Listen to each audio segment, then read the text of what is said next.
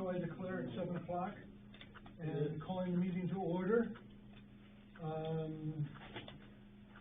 So I guess the first order of business would be to consider the meeting minutes, February 8th.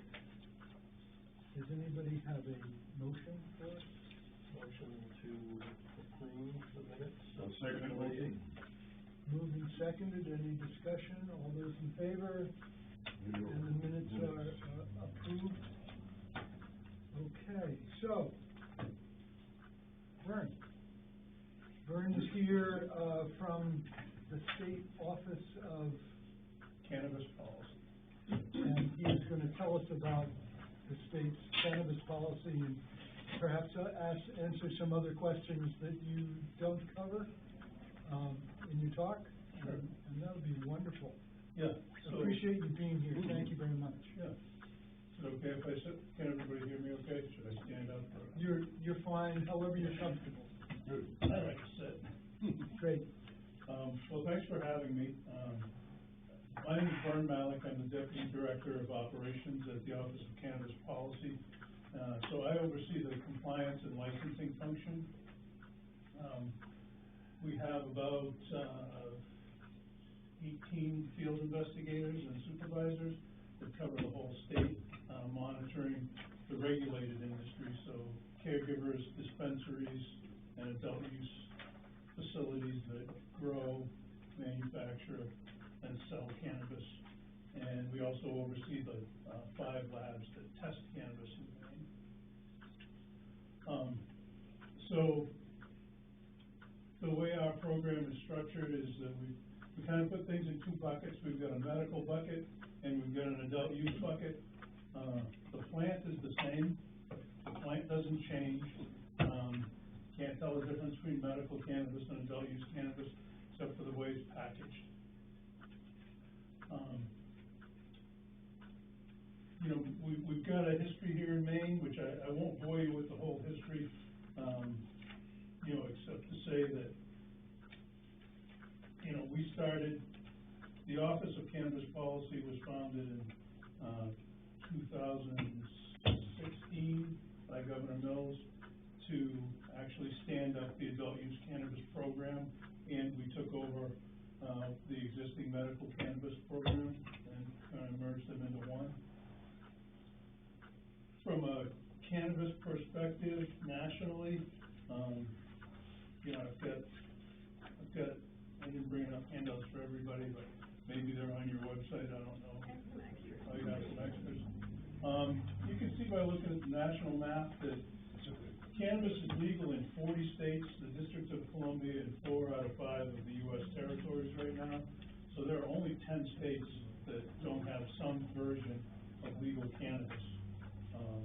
So it's here, it's in your communities, whether you have any stores or not. People in your town are using cannabis. They're either buying it from medical suppliers in other towns, or maybe buying it from adult use suppliers in other towns, or they're buying it from the illicit market, because there is still an illicit market for it. The difference between the products is that products that are purchased from the regulated side have been tested, they've been tracked, and we know where they came from.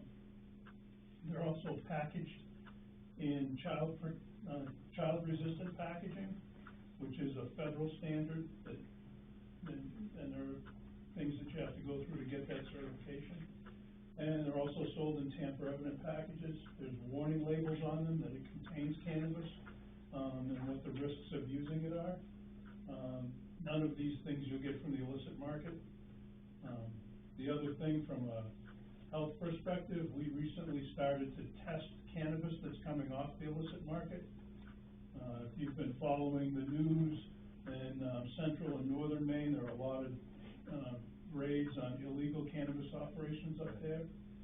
And my office attends every single one of those raids. We're not law enforcement, but at the request of the Attorney General's office, someone from my office attends, because the cannabis laws can be difficult to navigate. So, we've been there, we're collecting samples, and I will tell you about 90% of the cannabis that we sample there would fail in our markets for either yeast and mold contamination or pesticides. So, if you're interested in your community's well-being, increasing access to clean cannabis from the regulated side might be something for you to consider. One of the other things that I know was in some of the questions that I was given ahead of time was, what's the impact on communities? I think that varies from community to community. I know that Presque Isle, as an example, up in the county, when they passed their ordinance, they actually required that cannabis businesses had to report out to them the number of people they employed full-time and part-time, and the amount of revenue that they brought in as a business. And they also, of course, tracked the taxes, and they found it to be a economic success for their town. They said that they had 50 full-time jobs that were paying above minimum wage, and they thought that it was helpful. I've heard anecdotally from people who will say, gosh, I don't smoke cannabis, I don't care about it one way or the other, but I will say that gas station has been abandoned for 20 years on the corner, and now there's a business in it that sells cannabis. They cleaned up the lot, they cleaned up the building, and, it's not a bar, it's, got decent hours, and people are working there, and it looks better. So, there are some potential economic benefits, but I will not claim to have data for you on that. I think that's too individualized based on your community. One of the questions that we get often is, what's the potential impact on the town if we decide that we want to do this? From a regulatory perspective, what do you do? What do we do? What municipalities do varies from town to town, and it varies by size, I think, and also capacity. If you look at, I'll use Portland as the outlier example, right? If you've been to Portland, you can't throw a rock without hitting a cannabis store. They have a full-time person that does nothing but cannabis, and he has some part-time staff underneath him to support him. They have a detailed ordinance that mirrors state law, and they take enforcement action, and they monitor what's going on in their town. They felt like they had to do that because the residents of the city said, we don't want to limit the number of stores. So because they said that, they said we need to monitor it ourselves. There are other communities that say we're going to allow one or two, or only in this zone or this district if you have zoning, and the impact on them is much less because they have fewer things to worry about, if you will. So it's really up to you how much you do and how much you want to do. From our perspective in compliance and licensing, before we issue a license or a registration, if you're a caregiver, we vet the operation, we make sure that they have a lease, we make sure that there are background checks that are done, we make sure that they have municipal approval, and we also make sure that the business structure is one that's authorized in the state through the Secretary of State's office, if they're an LLC or corporation or S Corp, whatever it is. So we do some vetting like that. We look at the plans for what they want to have for business. We review all that. One of the things we review is an authorization from the town that says we're okay with them being there, and we bless this. They've done everything they need to do by us. And then from a compliance perspective, we try to inspect caregivers at least once every 2 years. If it's a store, we try to inspect it every year. If it's an adult use facility, there's far fewer of those. We inspect all of those before they open. And then once again, at least once during the year, we investigate complaints. Whenever a complaint is lodged, we will investigate that with our compliance team. We're in the field doing audits of cannabis products from these stores and manufacturers, getting those tested, comparing them to other test results that have already been done. We're looking at packaging and labeling. We have a partnership with the Maine Sheriff's Association to help us with compliance checks at stores and retail facilities. So we take it seriously. But you know, as I said, we've got 15 field investigators and 3 supervisors to cover the whole state. So we're spread a little thin. I will say that for Cumberland County, in Cumberland County we have 7 field investigators that reside here. So we're not too far from you guys. We're a little further away from some municipalities. As far as a drain on law enforcement is concerned, I've not heard that. By way of career, I've only been with the state for about 4.5 years. Prior to that, I was in law enforcement for 35 years. So I'm very well connected in law enforcement in that field. It was my life and my career for a long, long time.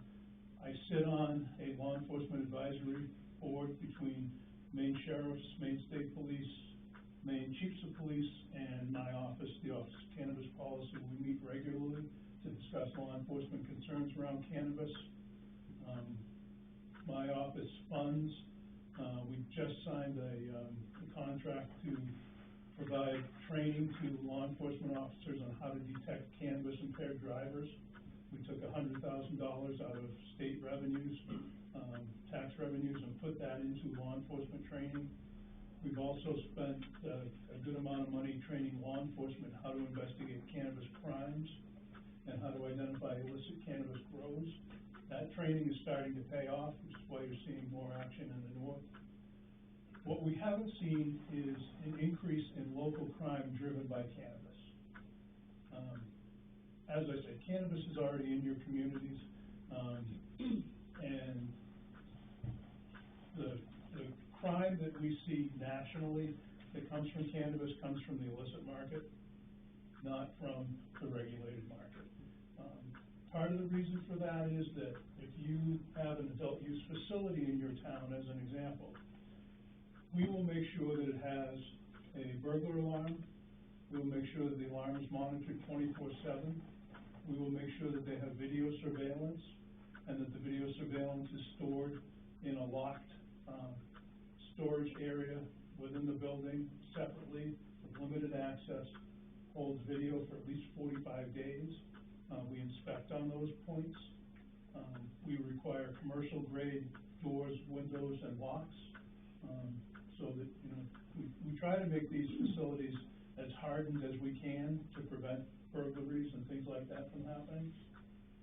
Question? Yes, it seems like if it's a well-run, you know, good facility, it seems like it's a really, you know, good thing.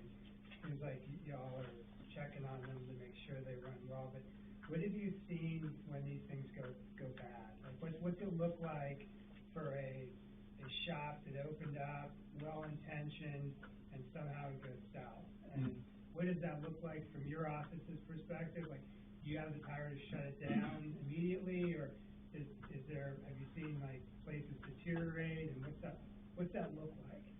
Yeah, sure. So it can look like a bunch of different things. You know, it's not. I appreciate that question because it's not all sunshine and roses. You know, businesses fail. Occasionally you'll get a bad actor in there. We haven't seen a ton of that. We have seen some businesses fail, which I think is to be expected. You know, in the first few years, you know, new enterprises, you see that. When businesses fail, for the most part, you know, I can talk to you specifically about adult use facilities. They just choose not to renew their license. They let us know that they're not going to renew, and we oversee the removal of the product so that they have an off-ramp, a legal off-ramp to get rid of it, and then they close doors and walk away. We've not had to revoke any adult use facility licenses. We have, we've had to threaten that in a couple of instances. We have applied some pretty heavy fines, but the problems that we're seeing are not problems that would traditionally impact the local community. We're seeing problems where, they're not following the tracking system. We track every piece of cannabis in the system on the adult side. So if you buy adult cannabis, you look at the package, just a second. You're gonna see there's a 14-digit number on the back of it. That serial number is something we can track in our system, so we can tell you the route that took to get to that package. So we know who manufactured it, we know where it was grown, we know when it was harvested, we know when it was tested. We know everything about that product. What we find is that people are not thorough in their record keeping, and they don't have fidelity to that tracking system. One place in particular was a cultivator, and when we inspected, we found they had paper records that showed they had sold to out-of-state people. They were selling their cannabis seedlings to people in Vermont. They were doing that because it was a high demand item that they had and other people wanted it. Well, you can't do that. And then when we looked further, we found that they had commingled medical and adult products, which is an issue for us because of tax purposes and tracking purposes. And we found just a series of bad decisions all the way along, and a failure to keep records, and some efforts to deceive us. So we moved to revoke them. We backed off on that. They just got relicensed after a period of suspension, and they paid a $105,000 fine. So I say that because that's one of the highest fines we've levied. But we have the ability to levy high fines. The way fines work is, what you want is voluntary compliance. We don't want to issue heavy fines all the time. We want people to follow the rules. In order to follow the rules, there has to be some threat of enforcement. And the enforcement can't be less than what the benefit is if you break the rule. You know, it's sort of like the analogy that I use from the cop days is, if all of a sudden the Maine Turnpike said there are no Maine State Police troopers on the Turnpike, how many of us would still drive the speed limit? If you thought there's no chance of being stopped, there's no chance of enforcement, just we're asking you to do it because it's the safe thing to do. Hey, did you look at my driving record? Here. You know what I get it. Whenever I use that analogy, I get a lot of nods from there. Yeah, no comment. I'm sorry, did you have a question there? Yeah, in my past, I've had some experience with a medical grower that had several LLCs underneath him, and his way of managing that was letting it administratively be dissolved, not paying his annual fee, blah, blah, blah, moving it to another lawyer. How was all that handled? Because he was very underhandedly doing a bunch of illegal moves, but he was never caught. Mm-hmm. Yeah, so what we do on the medical side, and similar on the adult use side, we don't look at just the LLC or just the corporation. We want to know who the principals are, who the bodies are underneath it, names, dates of birth, and addresses, and we do background checks on all of that. And one of the checks that we do is with Maine Revenue Services. And this comes up periodically where someone will come forward and they want to start a cannabis business. And we check with Maine Revenue Services, and Maine Revenue Services says they're not in good standing with us. And we say, what's going on? They said, well, they had a prior business, and they closed that business, and they left owing the state taxes. But you won't get a cannabis license until you're good with Maine Revenue. Oh, he paid his taxes, what he had. Yeah, so he's smart about that. Yeah, Yeah, so we do try to get down to that level of the actual people and who they are. And frankly, the issue around Secretary of State filings with, you know, and being in good standing with them, we don't require that. We'll license an individual. You don't have to be incorporated, you don't have to have an LLC. We'll just license the individual. So it it doesn't really matter to us whether they're in good standing or not with the Secretary of State's office on the corporate filing piece of it, because it's not a requirement. But how do you keep track of all the financial stuff where you are gonna get your taxes out of it? If they don't have a legit business, then how can you license a person to be a grower? This person had four facilities, sizable facilities, and he was doing whatever he wanted. And this was up until just a couple of years ago. Yeah, I mean, that can happen. I mean, we'll get bad actors in programs periodically, but it's not been our experience that that's the standard. That's not the norm, per se. But I think you would find that, I'm gonna guess that if you looked at convenience stores or auto mechanic shops or, roofers or, pick a business, I think you'll find people that play that way in every industry. And I don't think that that's unique to cannabis. I think cannabis is another business. And for the most part, I won't speak for all of them, but the people that I run into that are getting into or in the cannabis business and in the regulated side of it are happy that they're regulated and they can say, I'm following the law. They want to follow the law. And some of them will be very honest. I've been president meeting in the legislature a couple weeks ago where one of them said, listen, I did this illegally for a long time. I choose to be regulated. I want to do it the right way now that I can. So.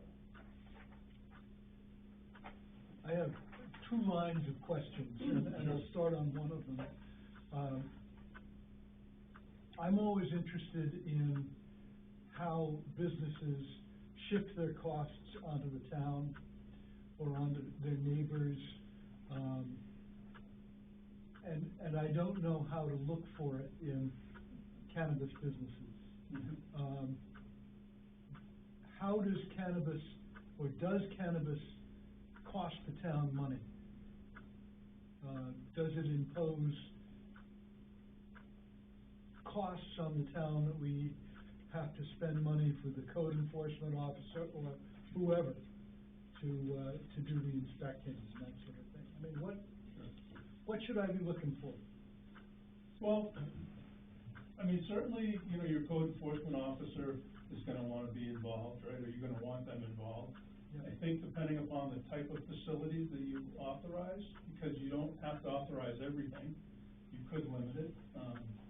A retail store that sells cannabis has no bigger footprint or imprint than a convenience store or a pizza shop.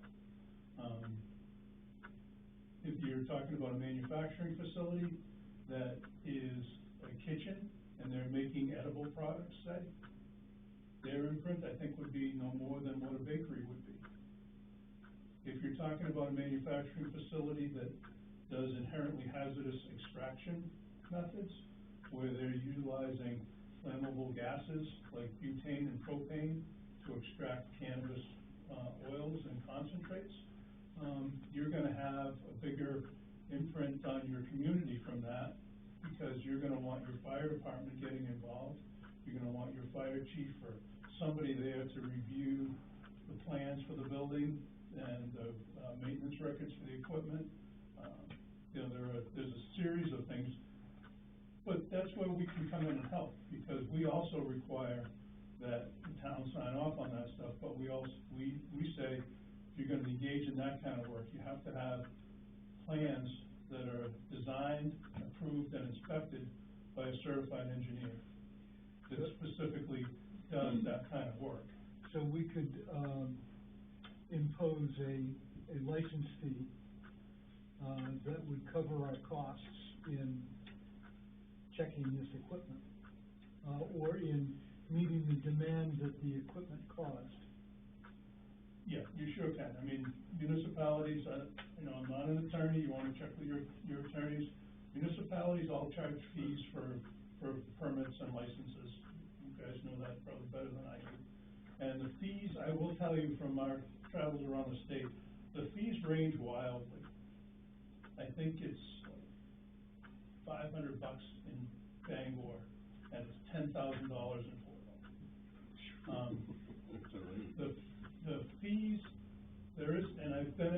hearings with Maine Municipal Association, where they point out that the fees can't be a revenue generator for the community, you can charge what you need to charge to cover your costs.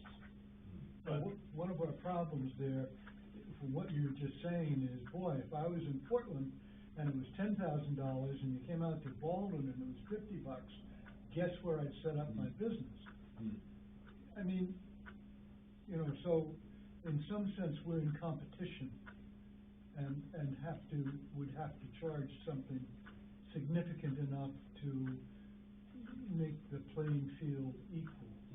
Except your population doesn't all wanna drive to Baldwin to be serviced by said business because they're happy to buy it from the competition on Portland. Yeah. So there's also, you know, your buying side of supply and demand. Yeah.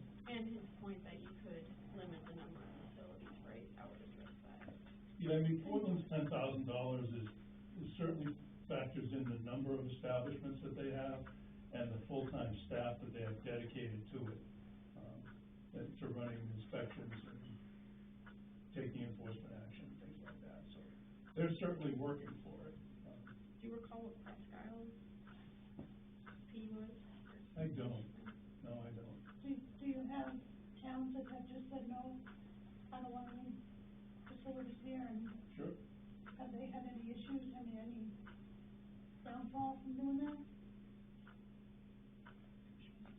I don't know.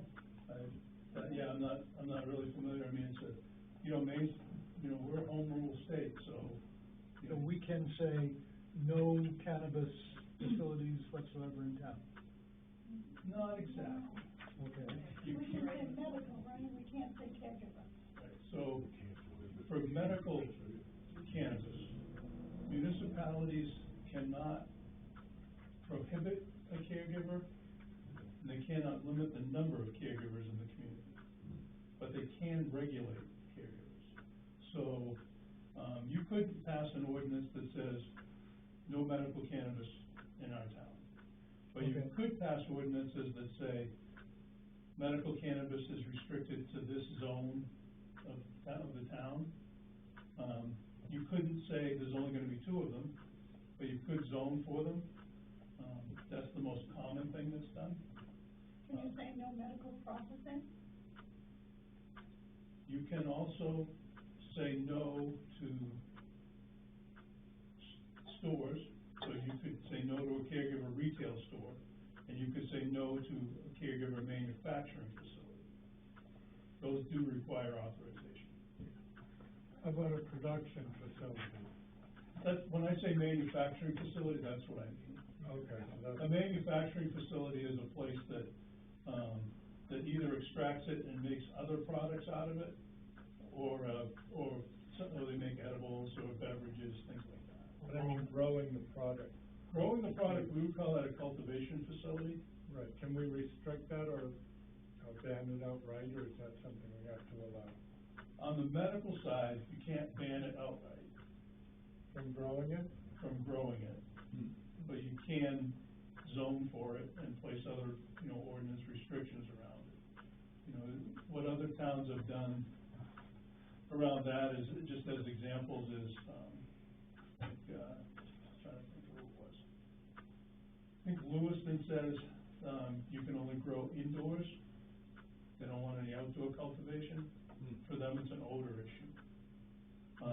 You can regulate the odor, that comes from it. You can,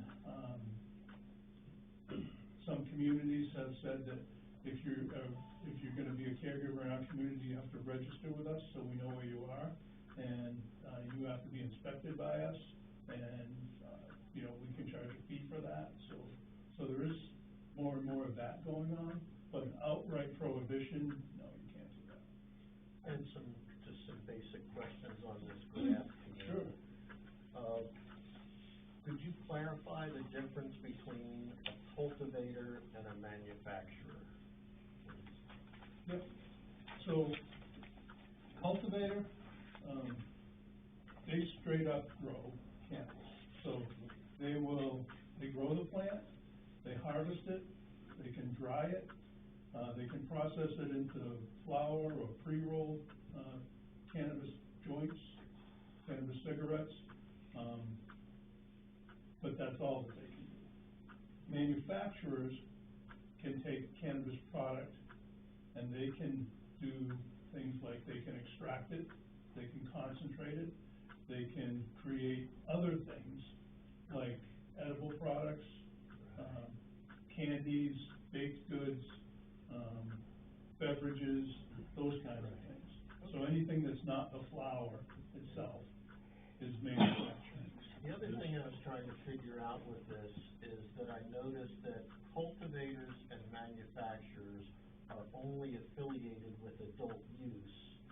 So I thought, well, up here under medical use, you have caregivers and dispensaries, but where do they get their supply?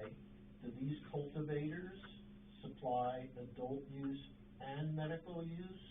And do these manufacturers supply adult use and medical use, or are there distinct, separate cultivators and manufacturers for the medical portion? They're separate, and if we built out the chart, dispensaries and caregivers can do all of these things. They can cultivate, they can manufacture, they can sell. Oh. But on the adult use side, those are three distinct licensed activities.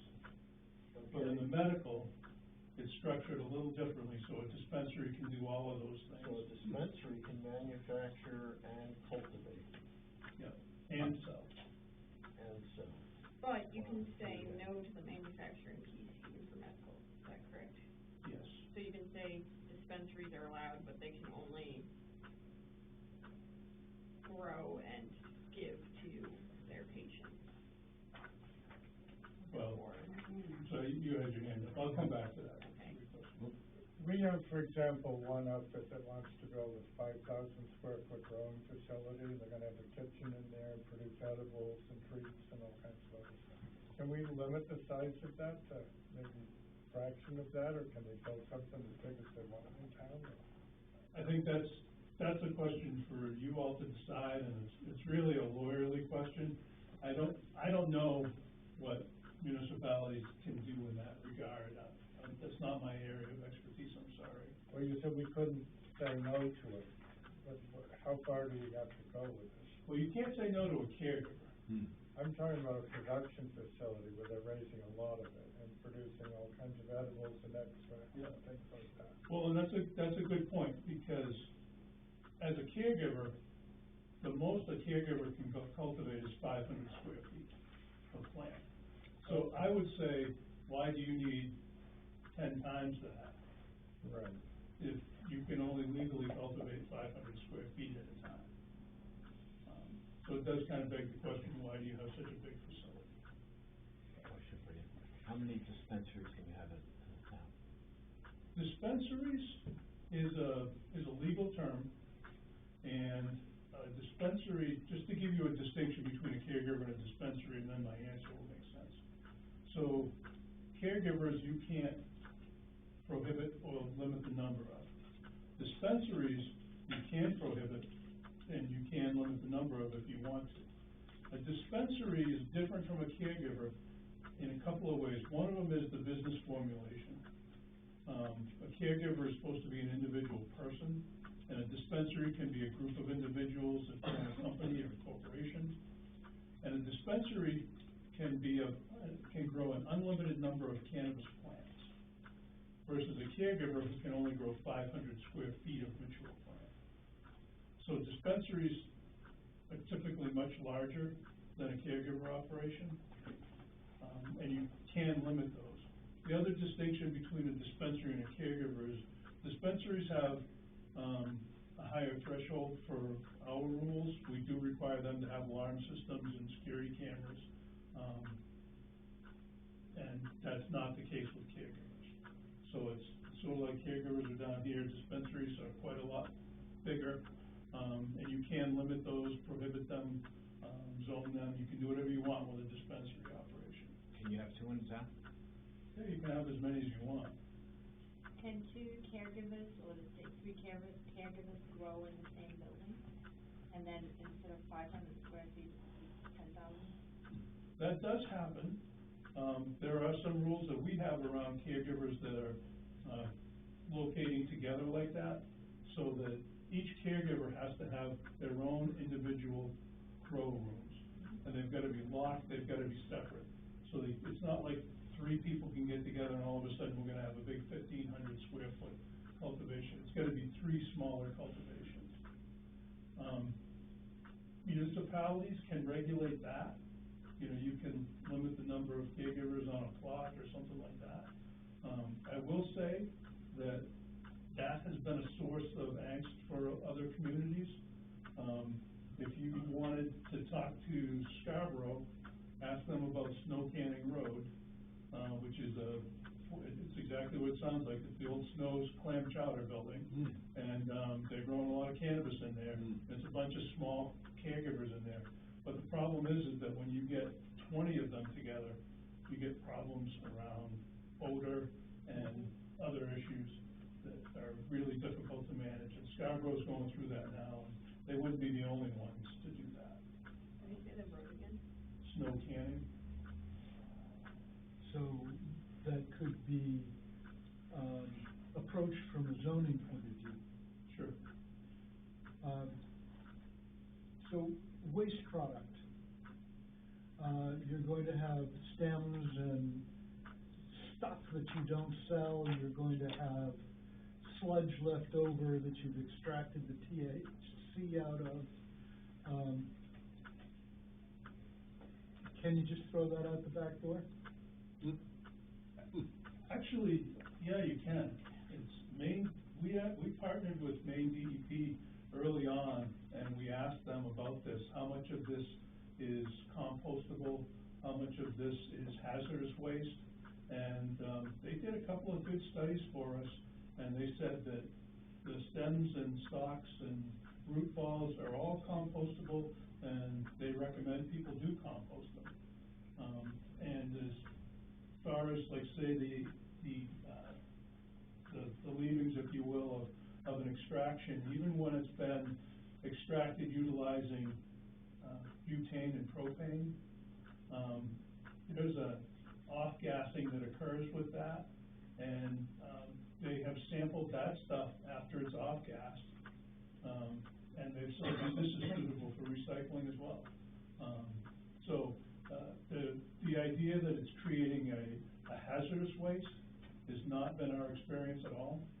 And as far as pesticides are concerned, in our markets, the ones that we regulate, we require that if they're going to apply pesticides, they have to have a pesticide applicator's license from the Board of Pesticide Control. It's not a difficult license to achieve. All of our field investigators, myself included, have been to the training, so we know what to look for.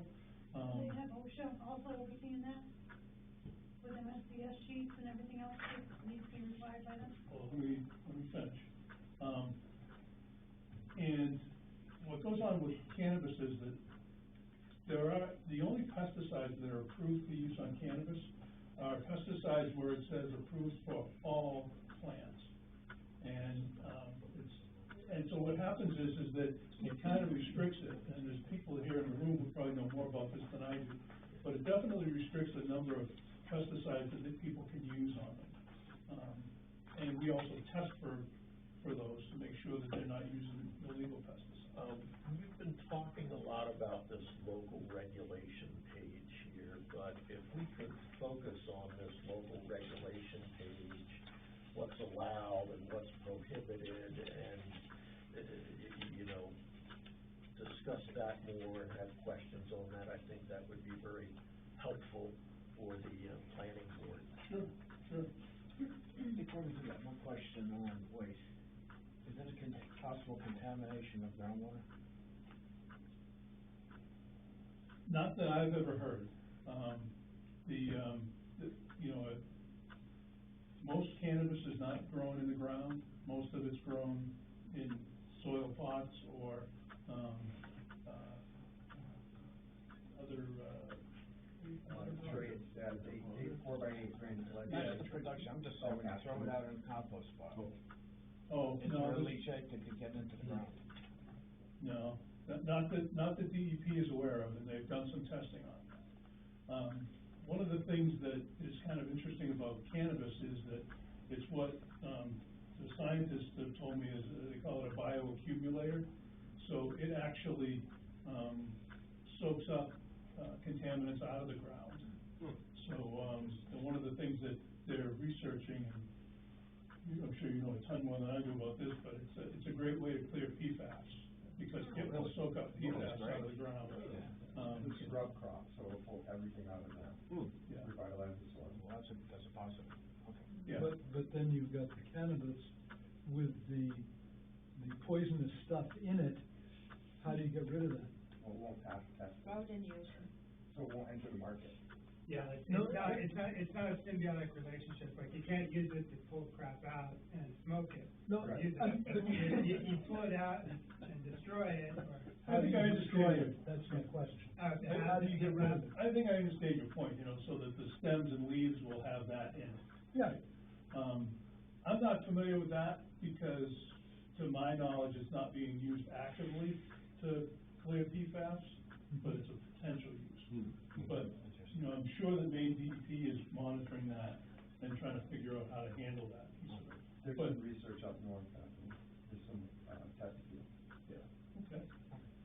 But it's not, I wish I could speak more authoritatively about it, but other than to say that we did the partnership with DEP early on, we're still in partnership with them.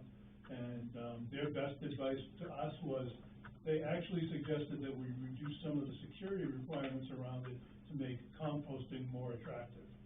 We require that it be blended at least 50-50 with non-cannabis waste product before it's dumped out. And, some places are blending it with like kitty litter, and DEP is telling us, if you cut back that regulation a little bit, it would make composting easier. So they really wanna see it composted. Thanks for that, we'll turn back to Matt's question. Sure. So your question was around this page, which is, local regulation and stuff that's allowed. So, the first thing that's here is designated zones for establishments. I think we kinda touched on that already. So if your town has zoning, you can zone that we're only gonna allow cannabis in this zone, right? Can you do that by different facility types? Yeah, sure. Okay. Yeah, I think municipalities can do that and say, we're only gonna allow cultivation and manufacturing in this industrial zone or light industrial zone. We're only gonna allow retail in this, section of town, and we're gonna limit the number of retailers that we have, or we're gonna, put a distance threshold in, a disbursement threshold in.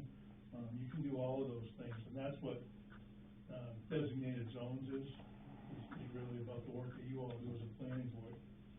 Additional limits on hours, so we say that, facilities can operate between 7 a.m. and 10 p.m. It's more restrictive that's mostly intended for retail stores, but you could put in other restricted hours, you could lower that, you just can't raise them. So you couldn't say, come to our town with your store and you can be open 24 hours a day, because it would violate a state rule. But you could certainly cut that back if you said, you know what, nothing good happens after 7 o'clock at night in my town, so, you're gonna close, I used to say that when I was a cop all the time, nothing good happens after that. So that's what we mean with additional limits on hours. Expand buffer zones around schools. So state statute says that, you can't be within 1,000 feet of a K through 12 school. But we also allow the municipality to reduce that to as little as 500 feet. But that's up to you, and it can never be less than 500. But you could expand it to say, we want it to be 1,500 or 2,000 feet. You could also expand it to say, for us, a school isn't just K through 12, it also includes, nurseries and daycare centers. Does that include churches too, schools, churches? We don't include in the state statute churches, but other communities have done that. They've said churches, they've said playgrounds, you know, places where kids gather, that kind of thing. Libraries or community centers. Yep. Yeah, I mean, that's where the local control comes in. So that's what we mean when we say you can expand a buffer zone. You can also regulate and license the people that are participating in our program, like I touched on. You can say that if you're a caregiver, a registered caregiver with the state, you have to register with us in town, and we need to know where you are and what you're doing. Can we charge for that? You can. Yep. On the charging fees and licensure piece, can the municipality, once we determine what our ordinances are going to be and what, and the town votes and we have what we're doing in this town as it relates to adult use medical across the board, can we determine that we need specialized compliance and enforcement around the operations of our ordinances in that respect and allow our fees related to that to fund hours or hiring of someone with particularized knowledge and skills to be that arm? In other words, it's not our code enforcement officer, it's the person in charge of monitoring the operations of all things cannabis in our municipality as a cost to us that's passed on. Yeah, so if I'm hearing you right, you're wondering if the town decides to create a new position specialized in cannabis regulation and enforcement of the town's ordinances. Yeah. Yeah, you can do that. Or outsource, like maybe in our town, based on what we decide to put in place and what our town votes for to have, we need 3 hours of that each week. And so we find that this person out of Portland is that special person, and we outsource them and pay them with the funds that we're collecting from registration or licensure fees. In other words, we have specialized arms for that. I think that's appropriate. I would ask you to check with your town attorney and maybe Maine Municipal Association. It almost sounds to me like what I hear towns doing sometimes with code enforcement officers. Cause I'll run into a code enforcement officer will call and say, hey, this is so-and-so from this town, this town, this town, this town, this town. Today I'm talking about Baldwin. So they work for multiple towns. I'm not familiar with anybody doing that with cannabis enforcement, but I think it would be authorized. I don't think there'd be anything that would say you can't do that. What kind of training and certification or whatever this person would have to have that, excuse me, some that's offered through the state, through your office? Do they have to be certified? What about the caregiver that has confidentiality, and we want to make sure that we abide by the HIPAA, but say we still want to have an inspection? Well, there's a few questions in there. Yeah. So, That's my brain. Yep. There's no state certification. We don't offer a training program for that. Most of the work is done by code enforcement officers. I will say that if you're gonna do that, typically, towns that do that have pretty lengthy ordinances. They've adopted, most of them have adopted ordinances that closely mirror the state statutes and our rules, so that they have something to inspect on and something to inspect against. So I think that answers the first part of your question, and after that, I don't know what you're asking. Like the caregivers have confidentiality with their people that they're providing care for. How do we do an inspection with them and make sure that we keep that confidential? I mean, we have to have some sort of... That's a lawyerly question. Yeah, I know. Yeah. Just to say that we want to make sure that that's a protected, Right. Yeah. and they follow the rules. Right, well, here's a couple things. Caregivers have confidentiality for their applications and the records that are in my office, because in statute it says caregiver applications and records are confidential. So we can't publish a list and say, these are all the caregivers in Maine, or these are all the caregivers in your town. All we can do is say, we can respond to a town, either the town manager or code enforcement officer, and when they say, is John Smith at this address a caregiver? We can say yes or no. But we can't give you a list of them. Now, that's confidential to us. We have to maintain that confidentiality. The other thing you mentioned is something around HIPAA, and HIPAA applies to patient records. Okay. So, and the whole thing around caregiver confidentiality is that I'm gonna, editorialize a little bit here, because when caregiver confidentiality was put into the statute, it was put in because a caregiver was a single person who could grow up to 30 plants for up to 5 patients, and that was it. You couldn't have a store, couldn't have manufacturing, none of that existed, it wasn't a thing. And now, it feels a little silly when a caregiver can advertise, they can put a sign out, they can open a retail store, and I can't confirm that they're actually a caregiver. But they're out there waving a flag around saying, hey, I'm a caregiver, you know, So come we back have for to me. just go on their honesty, if they're gonna come in and, Yep. like, if we put in a regulation that we wanna have them report in here, and if we wanna, you know, try and regulate them, we just have to go on their own honesty. If it says, Well, we can share specifics with towns. okay, I do wanna go back to this sheet though, because we haven't finished. Thank you.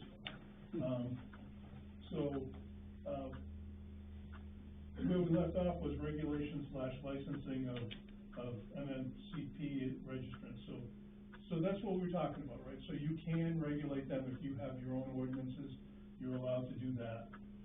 Zoning and land use requirements, I think that, to me, goes right back to the designated zones, we kind of talked about that already.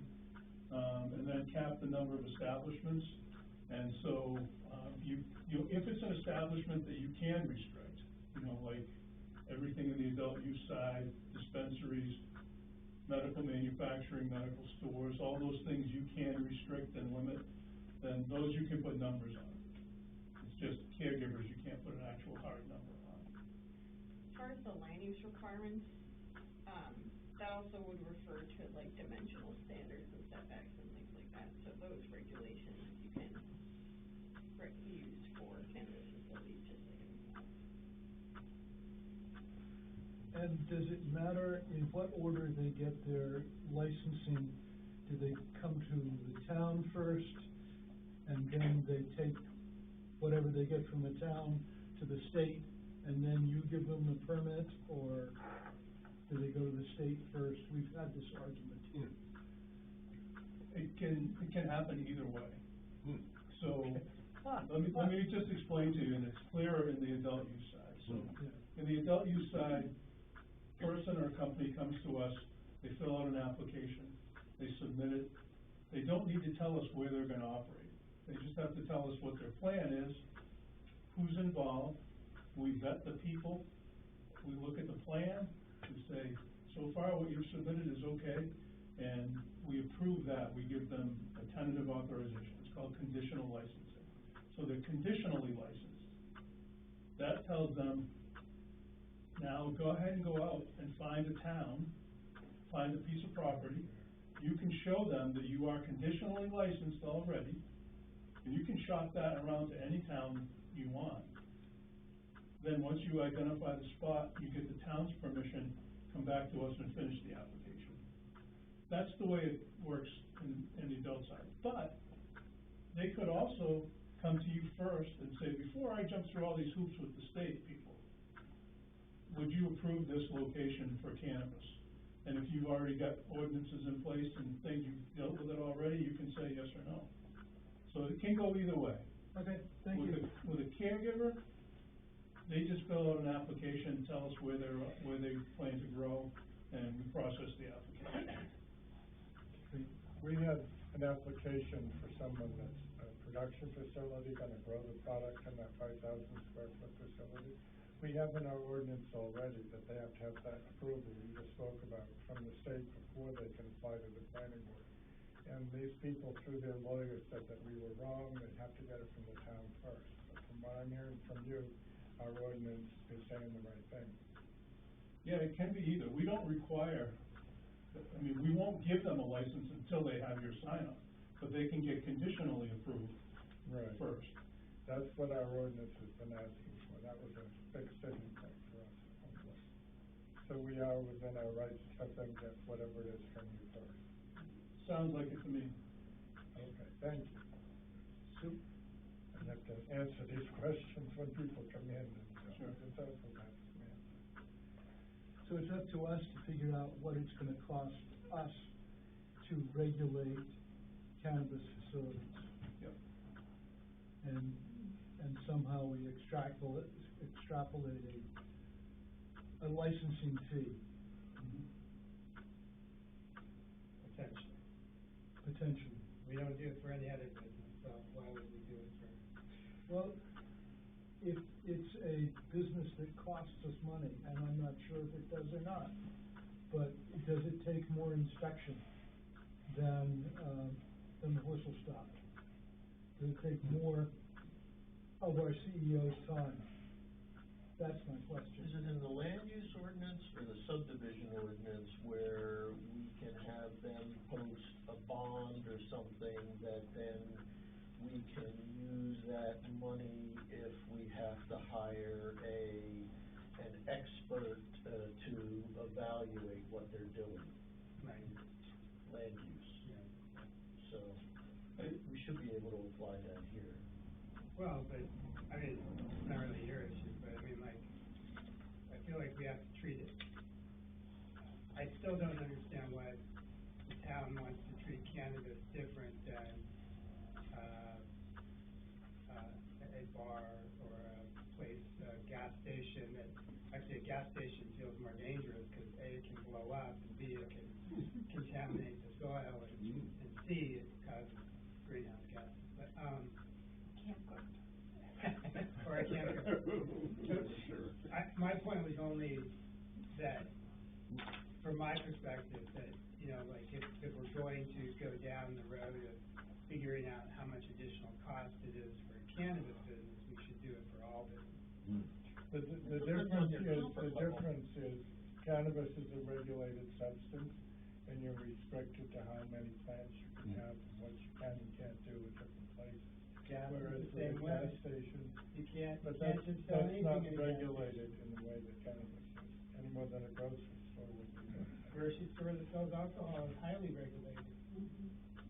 I will tell you that at least once, I know the city of Portland, one of the things that they do is they require every licensee to, name them in either an insurance policy or some sort of a bond that they can use to do site cleanup in the event the business fails and leaves it a mess. Which for them was really important, so that if somebody just walks away and middle of the night and leaves the place trashed and it's full of pesticides and, you know, hazardous materials like CO2, not CO2, but, you know, butane, propane, things like that. You know, if there have been spills that have been not addressed, and even if there's like, the building is covered in mold and it has to be remediated to make it safe even to enter, that sort of stuff. Portland requires a bond. They're the only ones that I know of that do that, but it's not unheard of. So that is what I was looking for, Dave. I think we know about gas stations. When we, licensed most of the repair facilities in town, we had a gas station, garage keeper's license person on the board. And that's why I'm pushing and asking about this. I know their costs, I know their pitfalls. What are they? I got no idea. But I thought his comment that they really haven't seen that bad side, like businesses fail and walk away, and like because they're so involved, and there's so many, regulatory stopgaps, that most of these businesses seem, well-financed and following the rules, and if they are bad actors, these folks are gonna catch them before we ever are. So this is my curiosity was piqued because we're being told Portland has 17 inspectors. No, the state does. The state does. Portland's got one. Portland's got one. You know, like, wait a minute, why does Portland need one? You know, Because they have 360 dispensaries, 15 manufacturing facilities, and 12 cultivation facilities over 10,000 square feet. Totally made that up. But, I mean,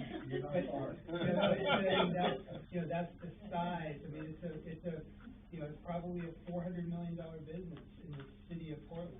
Yeah. You know? They have a full-time inspector just for gas stations, that probably not.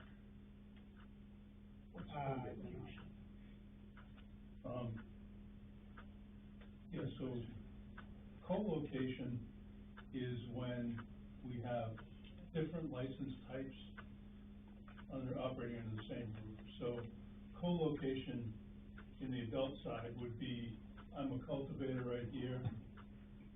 In the same building, I also manufacture stuff. And then I also maybe have a retail store, all under one roof, it's co-located. Or it can also be a co-location where, say I cultivate as adult use, but I also cultivate medical cannabis as a caregiver. So I can have both of those under one roof, that would be co-located. So what does it mean? We're prohibited from waiving restrictions on co-location? So if, here's an example of things that can't co-locate. So if I have a manufacturing facility and I'm doing that inherently hazardous extraction, by state law, I cannot also operate a retail store there. Because we think there's a public safety risk to having a bunch of people in and out of that building that could blow up. Not likely to blow up, but we say you can't do that. So you couldn't come in and say, hey, in our town you can do that, that's cool with us. That's what we're saying there, with you can't waive co-location restrictions. so go ahead, I'd like to kind of wrap this up because we do have another person on our agenda and, he's due to go on at 8 o'clock and we've passed 8 o'clock, so. That's not it. I'm sorry. This is the watch that counts, David. Vern, you mentioned, smell, and I think that's something that concerns us.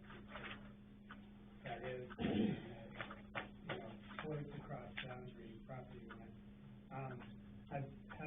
Has anybody, is there a method of measuring smells in the cannabis world, like particulate matters, or is there somebody that we could call if we put a particular, I'm making this up, I don't know, is there a way to make sure somebody isn't smelling next door, besides just walking over there and smelling?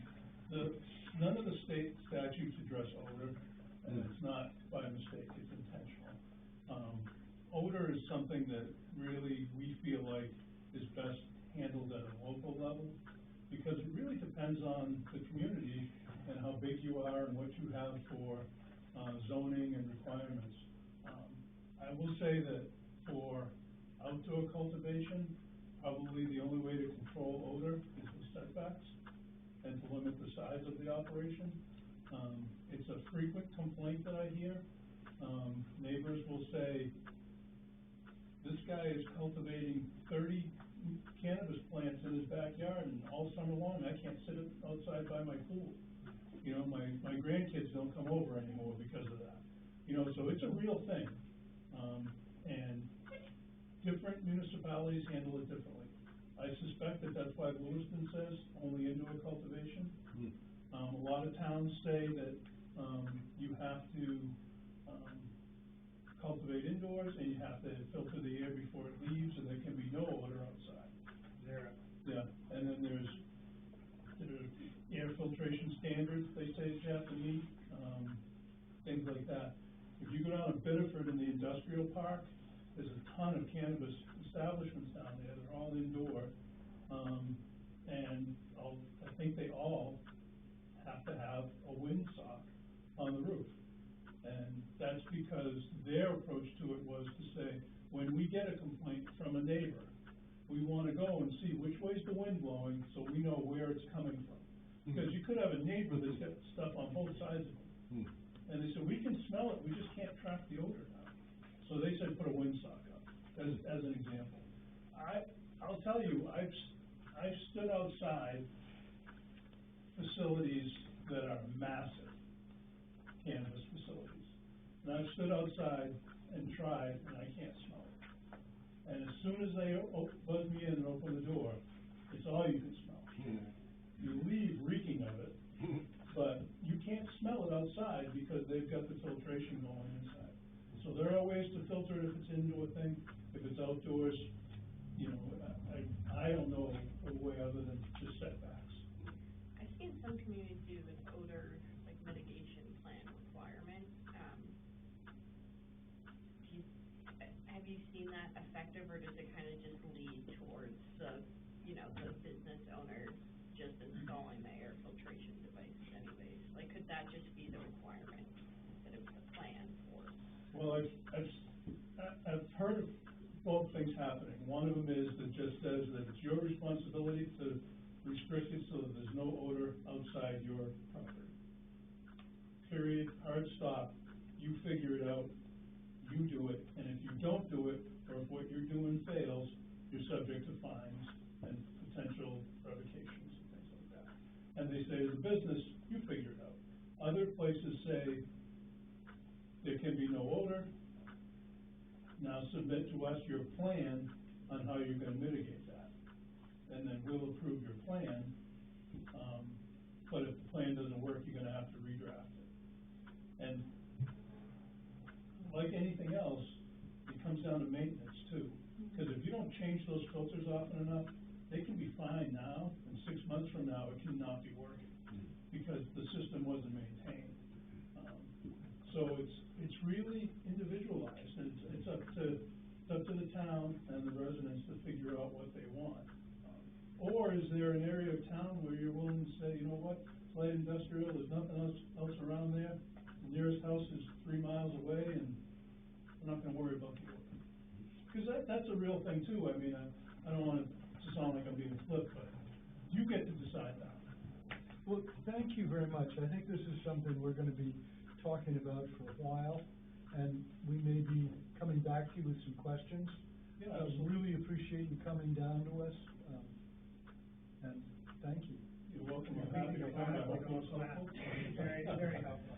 I left some business cards up there. Hopefully there's enough for everybody. Thank you, everyone. I have a couple. You can find, Oh, I have more. Okay, we have an extra one of those handouts somewhere. I printed mine off thank you very much. and gave it away already. I'm sure we've got a copy. You can have mine if you wanna have more at the office. Oh, all right. It's not in any particular order anymore. Oh, that's right, all right. Shuffled in this disposal. Thank you very much. Thank you. Thanks, everybody. If people didn't get these, I showed up at 8.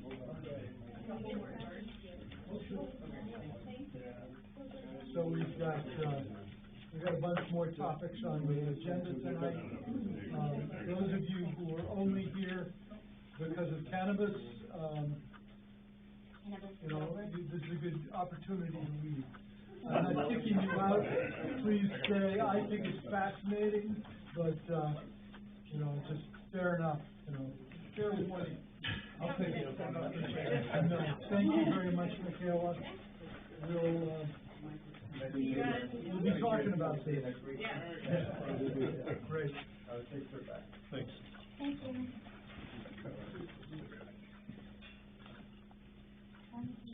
Tom. Joe. How you doing? Fantastic, how are you? I'm just great. I am just so waiting to be able to go out my driveway, turn left, and go get a hamburger and a draft beer. You know, and everybody I know wants that same thing. Me too. Exactly. Me too. So finally, we got to submit our conditional permit. Could you come sit in the front row? I'll be able to hear you This then. isn't the first time I've been asked to sit in the front row. Yeah, you were sitting beside me, I think, in the front row, yeah. I've been asked to sit in the front row before. Yeah. So, we got our conditional permits in, and, it's pretty laid out, and it's pretty straightforward stuff. Starting with a flying slope disc golf. Yes. And a miniature golf course as well, with pub and restaurant, and the arcade game.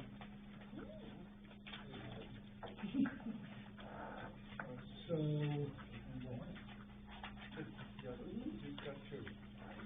They look similar, one's for you got your deed, and then, It's pretty complete at this point. No building permit in there yet. But this is the additional. So you've got you've used the tax maps to give us a location of the business. Yep. And then a satellite view, and then the page of the description of the business. Correct. And there's also been discussion I've gotten through the CEO about how you think it would be wonderful if you somehow were able to use more land contiguous to yours in some Correct. way. Yep. Oh, we would like to extend the walking trail. Yeah. You know, and so we've got the start of the 2-mile trail over here. We have 2 miles going in across the street, it's half done, we should have it finished next week as far as the blazing part of it. Yep. You know, if we could get it to 8 or 10 miles, that would be a pretty good route. Wow. Yeah. So if we do the back law, that's gonna add 4 more miles, that would get us to 8 miles. So I just brought that up to the board, so we should keep this in mind, that there is this thing that overhangs, and I don't know how to treat it. When we can't grant a permit to you to do something on land that isn't yours and you don't have rented, but we should leave in our hearts room for it. Sure. When we cross that road, I mean, Yeah. we would try to open it more to the public use, would be our thought process. I think that's We wonderful. don't want to build on it, we don't build it like that. Yep. So, make use of it would be nice. Sure. Maybe a little bit behind, so you make a path on your land, and then the neighboring people have said you can make a path on theirs. That's the old town farm project. So they want to use public land to complete a path, Or whether, there's also a question of whether or not the solar facility does go in there, Well, that's in the piece on the side, there's 2 different other parcels, there's one beside them where the solar is, and the one in back is over where the town farm is. So this stuff is in play. Yeah, I mean, it's just similar to the campground, in some ways, similar to the Yep. campground, and whether or not the trails can end at the property line, or if they can go on to adjoining property.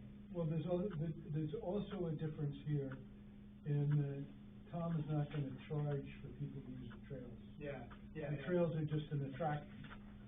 Yeah, Get the customer there, Yeah. and. And a place to walk the dog, we're gonna try to get the dog. Just for walking, like no 4-wheelers. Correct, no motorized vehicles, you can hike, walk, bike, walk your dog. Snowshoe, cross-country shoe, we're gonna groom it in the winter. Do we have another If we get copy snow. of the Flying Squirrel CUP? I have it right here if you need a copy. I can make another copy if you'd like. I just wanted, sorry, Matt. Matt is a closer neighbor to you than I am. That's Mr. Matt Fricker now. Yes. You can have my personal copy, I have another one out there. Okay. My truck. So what I wanted to do with your 2 CUP applications tonight is to see if there's anything more we would like to know about Tom's business. There's two different businesses here.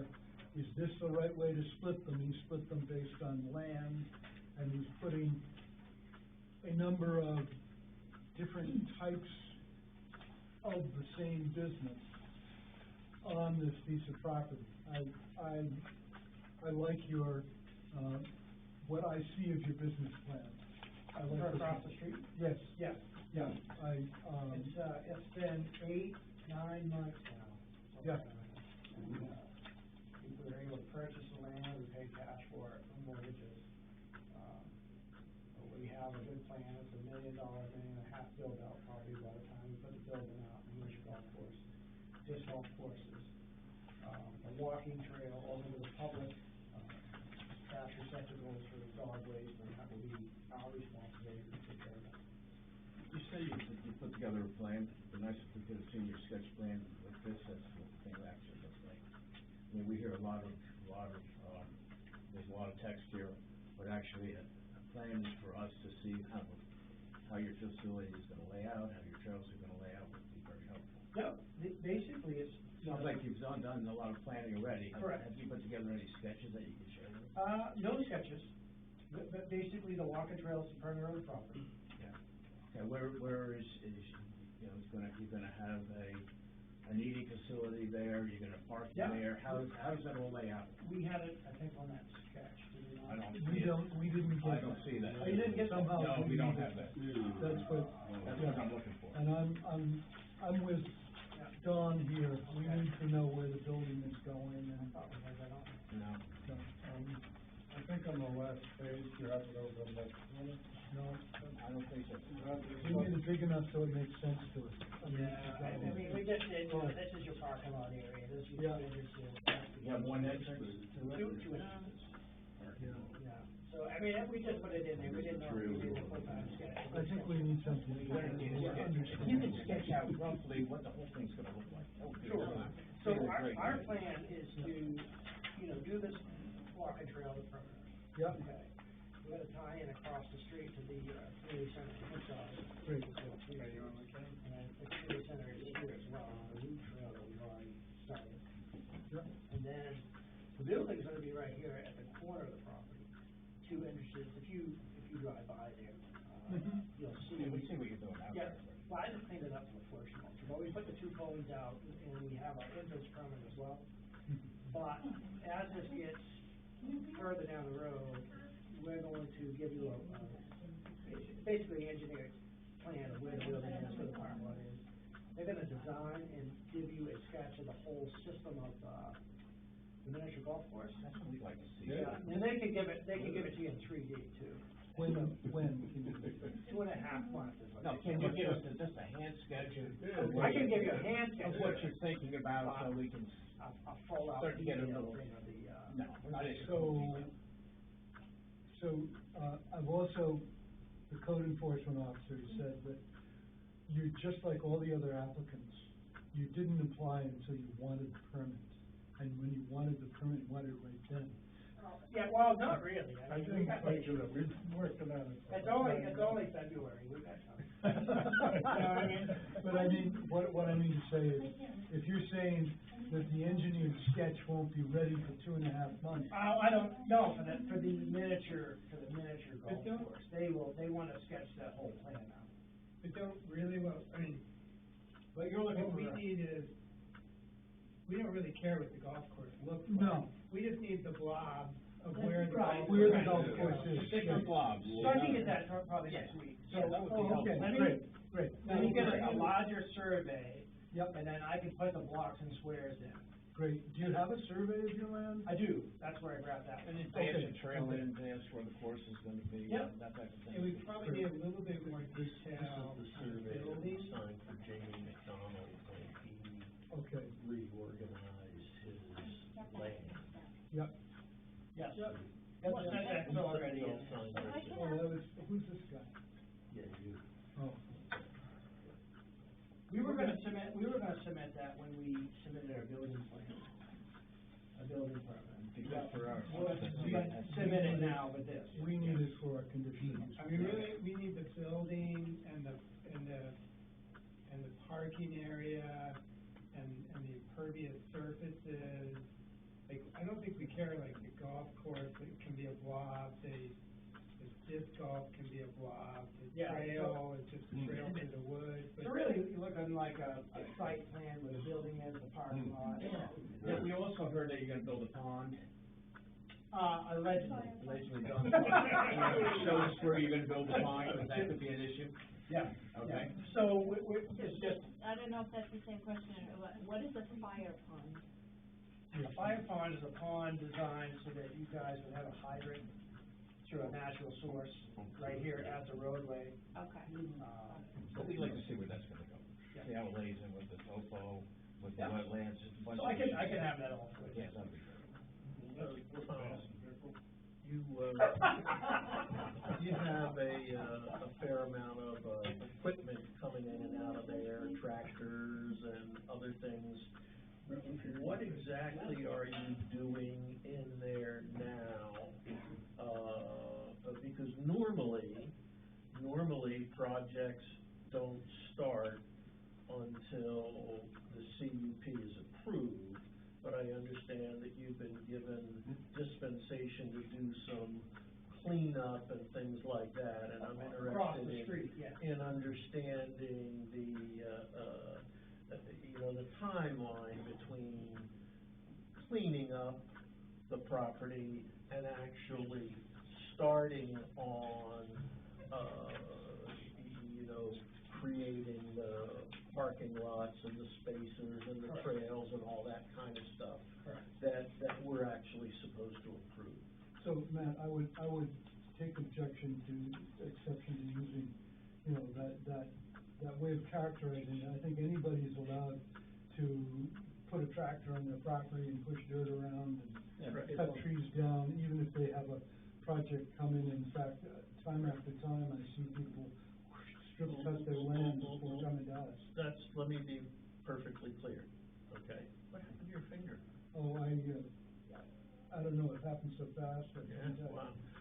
Wow. We've had situations here where people get ahead of their CUP. Sure. For instance, putting a driveway in that goes out to a state road before the CUP's been approved, other things. And what I want to avoid with you is having you come into us with a plan where we actually look at it and say, this doesn't look right, or this is might be a hazard, the driveways are too close together. It could be anything. Right. But, I just wanna understand what the sequence is between the work that you're gonna do and when we're gonna approve stuff, so we don't have a situation where we say, gee, we would rather have approved something else. Am I being clear enough? Sure. Joe? Yeah, sure. Yeah. Okay. Yeah, our intent is not to do anything until we get a conditional permit. Okay. So to go over there, we just bought that tractor, so we're just trying it out, up here. And then we were using it to move the chips from the trail system across the street here. And then, as far as like any excavation work, land development, anything like that over there, we did submit for an interest permit through the town, through the state, and then I have a copy of it to give you if you need it now. We were gonna look at doing a building permit, and then include that in the building permit, but if you want it in this permit, We need it for this. we do, okay, well, I happen to have a copy of it right here. So, but as far as doing anything, I have actually two copies, if you need two copies. This will go to Don. John, The other Don. Yeah. I'm just giving it to Don, he can, Everything one. he can, perhaps we could get a copy at some point. Right, To put in our or file. I'll just make some more. Yes. Want to get this in your mind too. I'm a traditional archer, so I go out and I do 3D archery and I help set up courses where we go and things like that. And one of the things we always have to be careful of is you're aiming at a target, you can miss, where does the arrow go? You know, are there other targets or people or things like that? You don't have that problem with frisbees because frisbees aren't gonna hurt somebody like an arrow does. Typically. But I've seen how far people can throw frisbees. Yes. And they really go. One of the responsibilities we have here is for the safety of the people in Baldwin and the safety of the people driving through Baldwin.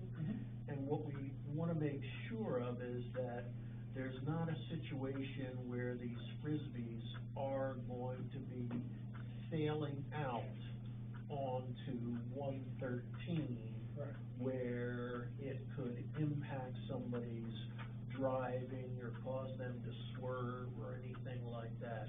So as you set this all up, please keep in mind, you know, where the frisbees are gonna go if they miss the target, that they're Put some shooting thought at. into that too. You know, your parking lot area is gonna be in the front, and, your disc golf stuff is really set to the back side, you know, a couple 100 feet minimum, to 300-400 feet really.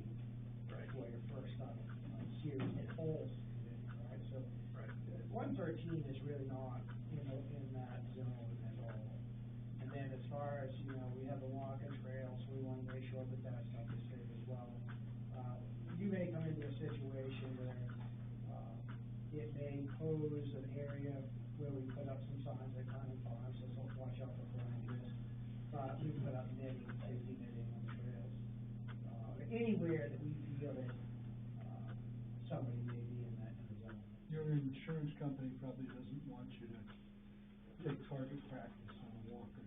My insurance company loves me because I pay them so much money. Yeah. And they would love to see me do this instead of Yeah. what I do now. You know? Yeah, So, yeah. But yes, so, 113 is not even in the zone. Good. And as far as, the walking trails, we've already got some thought process in, if we have any baskets, if you will, in that area that we'll have netting up behind it. Especially if the dogs on the Correct. trails and Yeah, see a yeah. frisbee, then, Right, yeah. We don't know what's gonna happen. yeah. I don't know, I hope all of us look the application over in the course of the next couple of weeks. The area I see where we're gonna be talking a lot, numbers 5 and 6, host 7 monthly outdoor festivals during the day, reviewing, showcasing, and other themed events. I don't see this as a problem, I just see it as something we have to think through.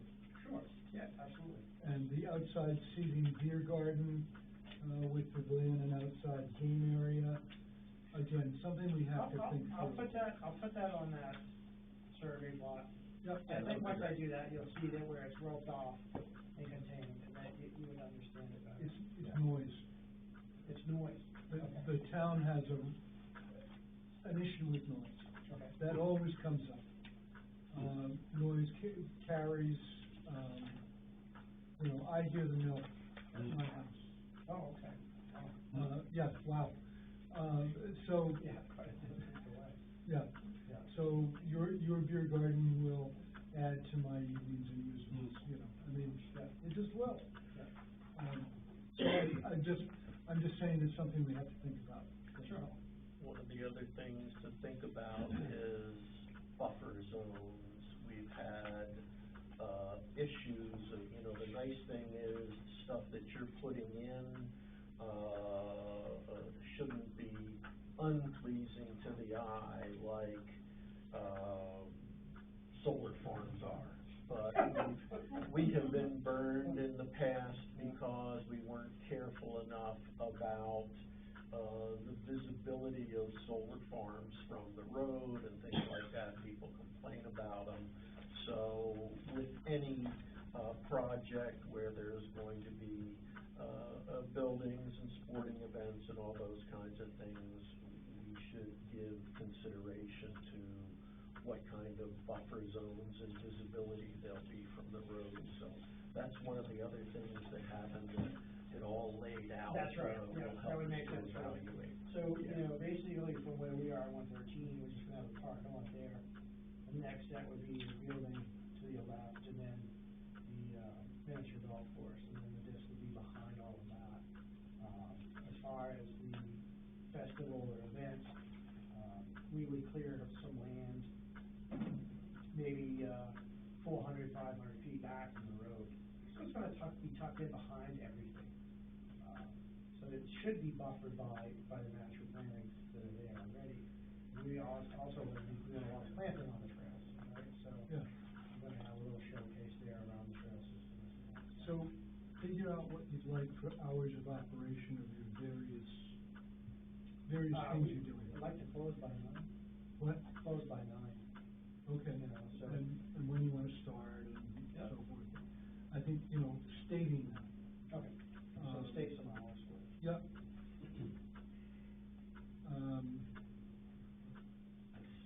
Safety.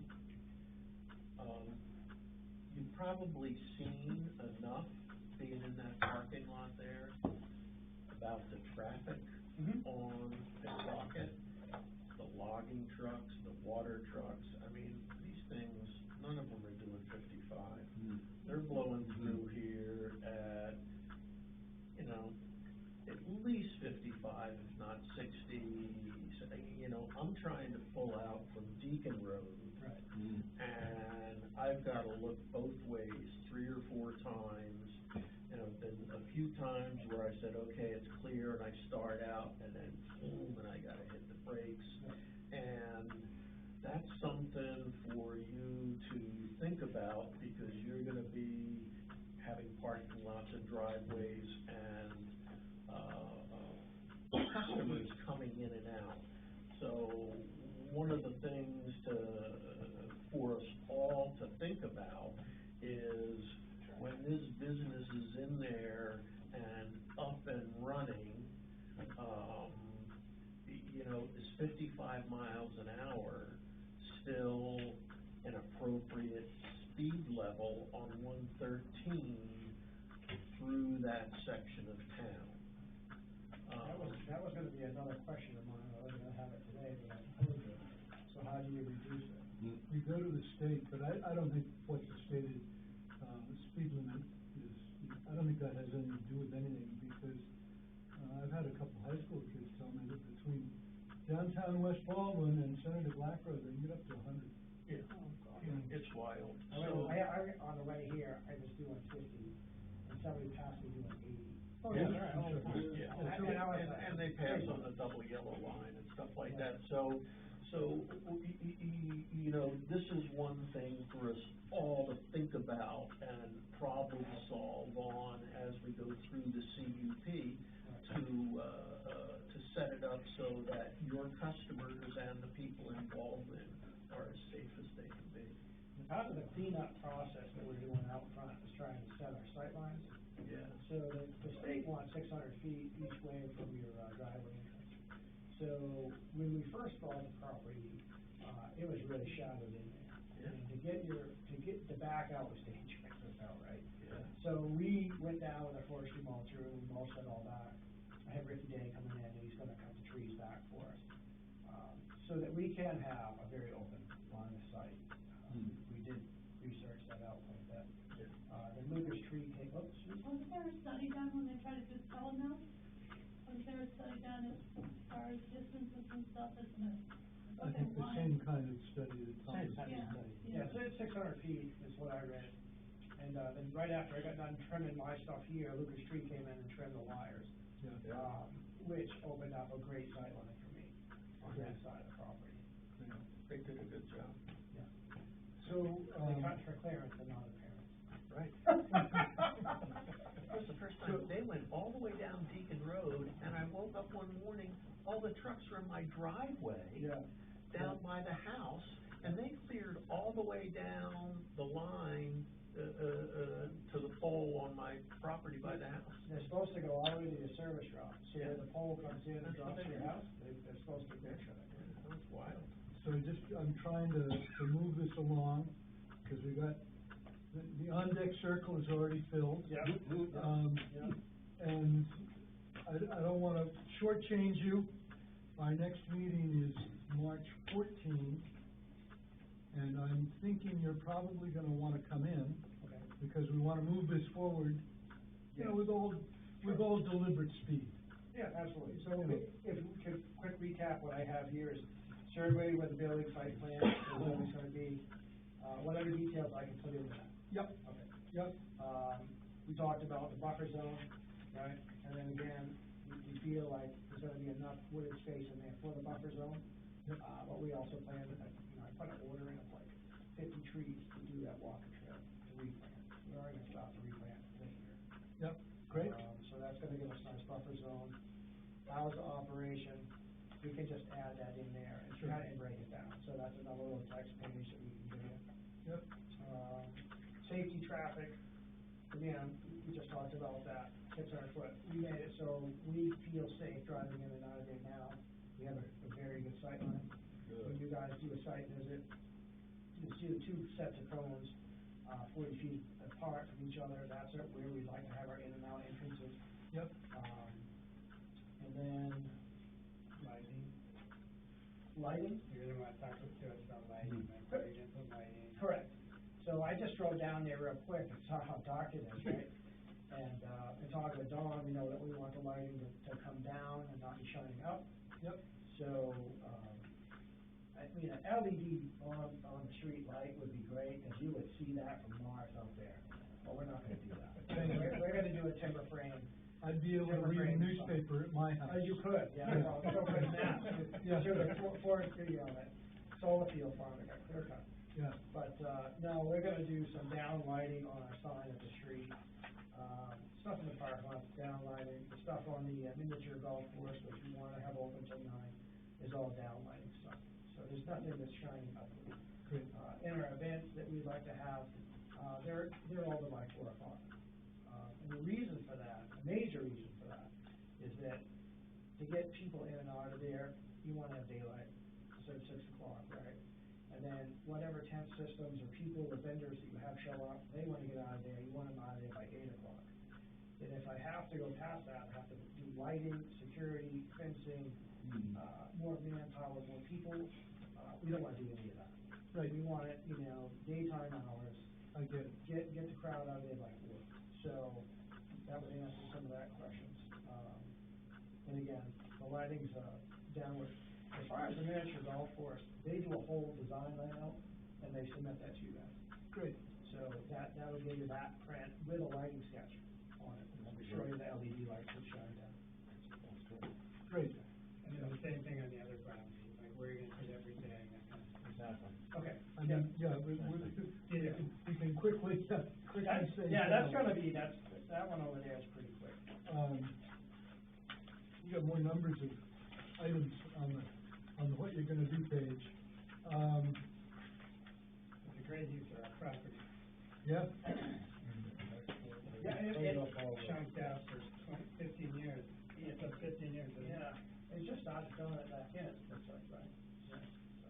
And just across from, because I can't really tell on the map, is around, across from the town lot, or is? Carl Brunel, so it's, the squirrel, she's talking about which one? Which flying two? squirrels deed is right there. It's right across And the then street. this next property, Yeah. we just kind of wrapped up talking Oh, about sorry. that. And we're gonna talk about Carl Burnell. Skip ahead. Yes, The second one is Yeah. Carl Burnell. But do we have, Ah. so you said you wanted to wrap up, so do we have time to talk about Carl Brunel tonight, or? I'm 3 seconds. Oh, okay, it should be pretty quick. Yeah, just looking at this, you are gonna sell a house lot out of this. Correct. So what we will do, we will go through this also. I'm trying to think now as I'm sitting here, we're trying to rewrite all our ordinances John had mentioned that. and, So he said, sell it as quick as you can. Yeah. That's what he told me. No, he didn't tell me that. You can sell the lotto anyway, can you not, if you choose? Oh, yeah, yeah. He doesn't need a CUP to sell the No, lotto. no. That's been semi. But we wanna make it a buildable lot, right? Right. We wanna make sure that that's divided out correctly. Yep, Okay. that's right. Based on what you have now for setbacks and road frontage and acreage, right? So it's 252 acres. So again, it's hours of operation, it's, a. Do you need hours of operation for the, tree company and dumpster company? Absolutely, absolutely, we do that with three companies, and we need to know where your stuff is. You know, how are you gonna store stuff? I remember one person I kept telling him, neat and tidy, neat and tidy. Yeah. You know, we wanna see you're aware of that idea. Yeah. You know, we don't want you to say your dumpsters are kinda, you know, you just kinda dump them off, and if they fall over, that's fine. Where is You this know, on the Colorado? The old gravel pit. Oh, okay. Yeah, I drive by his place most days, and I can say, it keeps it pretty clean in Westbrook, so. Yeah. Good job. Good. There's a lot of moving parts over there. There is, you've added in over the years. Yeah, there's a lot of moving parts over there, yeah. So So on I the- downsized, I sold 7 trucks. Wow. Cool. So, on the 14th, you wanna come back with a completed flying squirrel, Okay. and, we can, I'm just trying to figure out how we do this with keeping the Kayla going on our ordinances and keeping you going, headed towards your objective. Right. Because it will take us at least an hour to go through each one of these. You know, Do you guys wanna meet separately? I can bring a nice lasagna, is what Dawn said. I tried it out right now, it's pretty good, I ain't gonna lie. it's the craft beers on tap I want, I don't Well, care about we the can lasagna. do that too, I'll take you guys over to fairgrounds, and we'll give a demo. Um, If you guys wanna meet on a separate night, I'm okay with that too. Okay, we will talk about that at the first opportunity, we'll do that.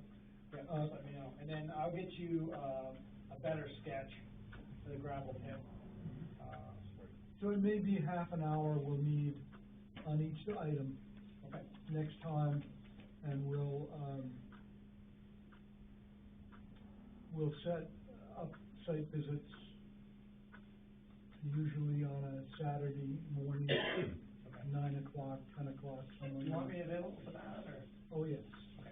Yep. We'll ask you to, if you can, drive some posts into the ground showing us where the buildings are, Maybe next week, it's gonna be 40, 50 degrees. you know. Yeah, I mean, you know, maybe it's not posts in the ground, it's a A pile, lot of blue barrels up across the street. a blue barrel, there you go, whatever it is. I can make that happen. Whatever it is, just to give us, you know, where's your pond, where's this, where's that? Just kind of roughly, I mean, we don't, you know, it can be maybe just one barrel in the middle of where the pond would be, and we have to envision a 50-foot circle around, I mean, you know, just something so we can see the Yeah, relationships. so I'll do some layout out there real quick, I'll get a couple of sketches for you guys, and then I'll get you a text page. Yeah, and so we'll see you on the 14th. Okay. And 2 then- days before my birthday. Well, we'll Wanna try try to make it a 30. happy birthday for you. No, we'll celebrate it, on my birthday, so where's the? 30 years old craft beer. Okay, and that's it, and then that, you know, maybe I'll see you this weekend, I can chat with you up there at Beacon Road. I'm heading to, Pennsylvania. Well, that's fantastic. Yeah, I'll talk to the other neighbors. Cabin fever shoot, archery shoot, at a club I belong to down there. Remember a guy named, BB, used to do a lot of archery up to, he was out of Westbrook for a long time, he had his own shop. He's much older now. Yeah. It's been a long, 40 years. But he did all the shoes, my brother did all the shoes across the state. Yeah, very familiar with it. Okay, all set. Thank you for your time, I appreciate it. Thank you, Ladies, Tom. as well, thank you. Look forward to seeing you again. Okay. Mr. Clark, Yes, sir. How are you? so, This is what his addition is. so Mr. Clark wants a revision to his conditional use permit. And I said that was something that had to come to us as a board. I don't know what this is.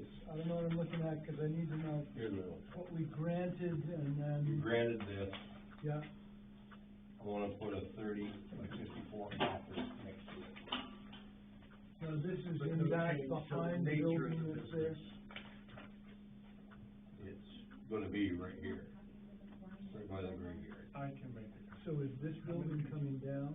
There's no building here, these are just approved spots Oh, that okay, we've had. so you're sliding this over. Just sliding it up a little, Right. and I wanna Some of add them they submitted that this way, if we can just possible. forward them. Is there gonna be a foundation, I can make or you a copy like right now. digging up corpses or anything? No, we're not going over here, there. But no change to the nature of your business, this is just the layout. The layout. So could you give us a drawing like this of what it is going to, what you want it to look like? The site plan. Oh. The site plan. This right here. Okay, can you give it to us as a drawing? Yep. Okay, My drawing? yeah, your drawing is fine, I don't need I don't think we need a surveyor. But we do need for the code enforcement officer in 20 years to go into the draw and say, what the hell is this? You know? Like all. You know, so that's all I'm looking for. Okay.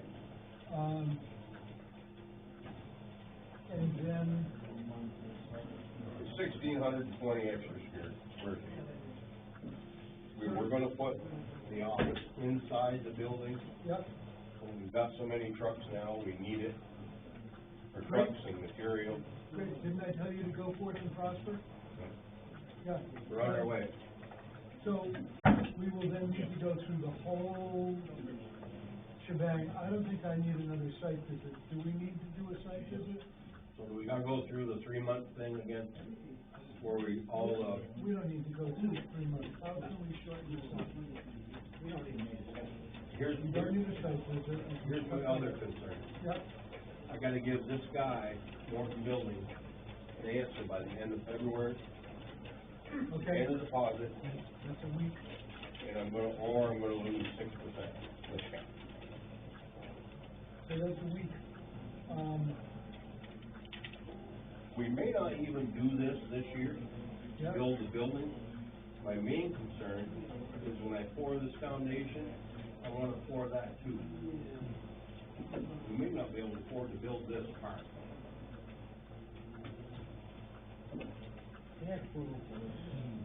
This is all approved. Yep.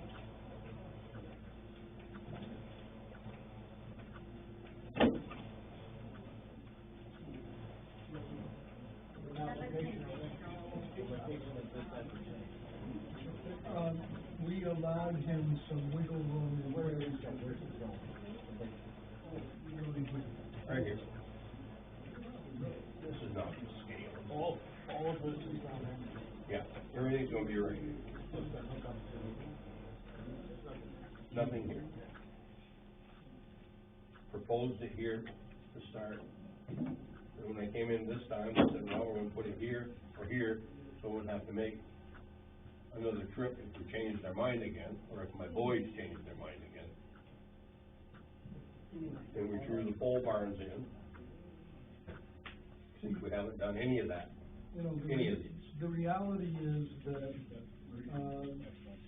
you know, if we take 3 days or, 6 months to do this, the odds are close to 99.5% that we're gonna say, yeah, sure, Al. We've had 2 cycles of a butter notes sent out, and nobody said a word. So. Right, and so, I mean, This is not a substance that change. It doesn't change the nature of the business, it doesn't change the overall footprint of the business. It doesn't change any, noise levels, lighting levels, or anything like that. It's very, have a copy of this conditional use permit? I would like to see a copy of this conditional. Don? Yeah. Do we have a copy of this conditional use permit? We do, hold on just. Okay. I'd just like to see what it says, to know what it is we're amending, you know? I mean, what is the language? What language did we put in that gave you the wiggle room that I remember giving it to you. Mm-hmm.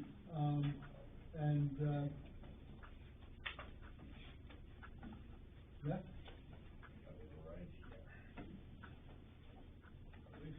Nothing has changed as far as our business or Yeah. anything, we're just asking for 1,600 some odd square feet addition Thank you, John. to the building you already approved. Yeah.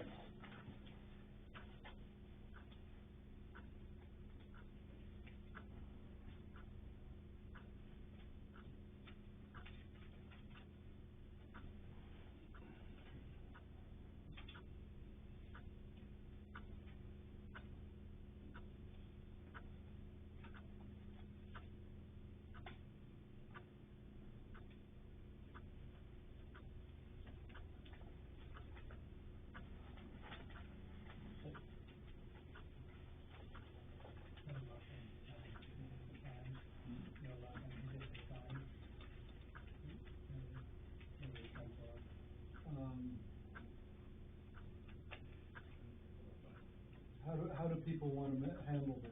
Just one question, is that affect any, site setbacks, is that Setback from the graveyard, from the back line? Nothing. No. We're way away from the road. I mean, the setbacks are, what, 10 or 15 feet? Yeah. I From the mean, graveyard? From the road? Yeah. The setback from What's the, this setback here? Long ways. that's 75 feet, and that is more than 75 feet. Not conservation land. No.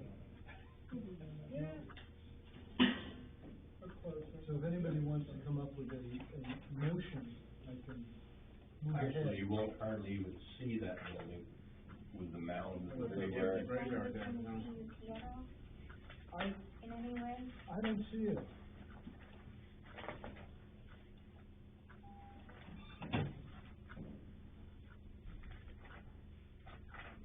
You put all your cabling there now.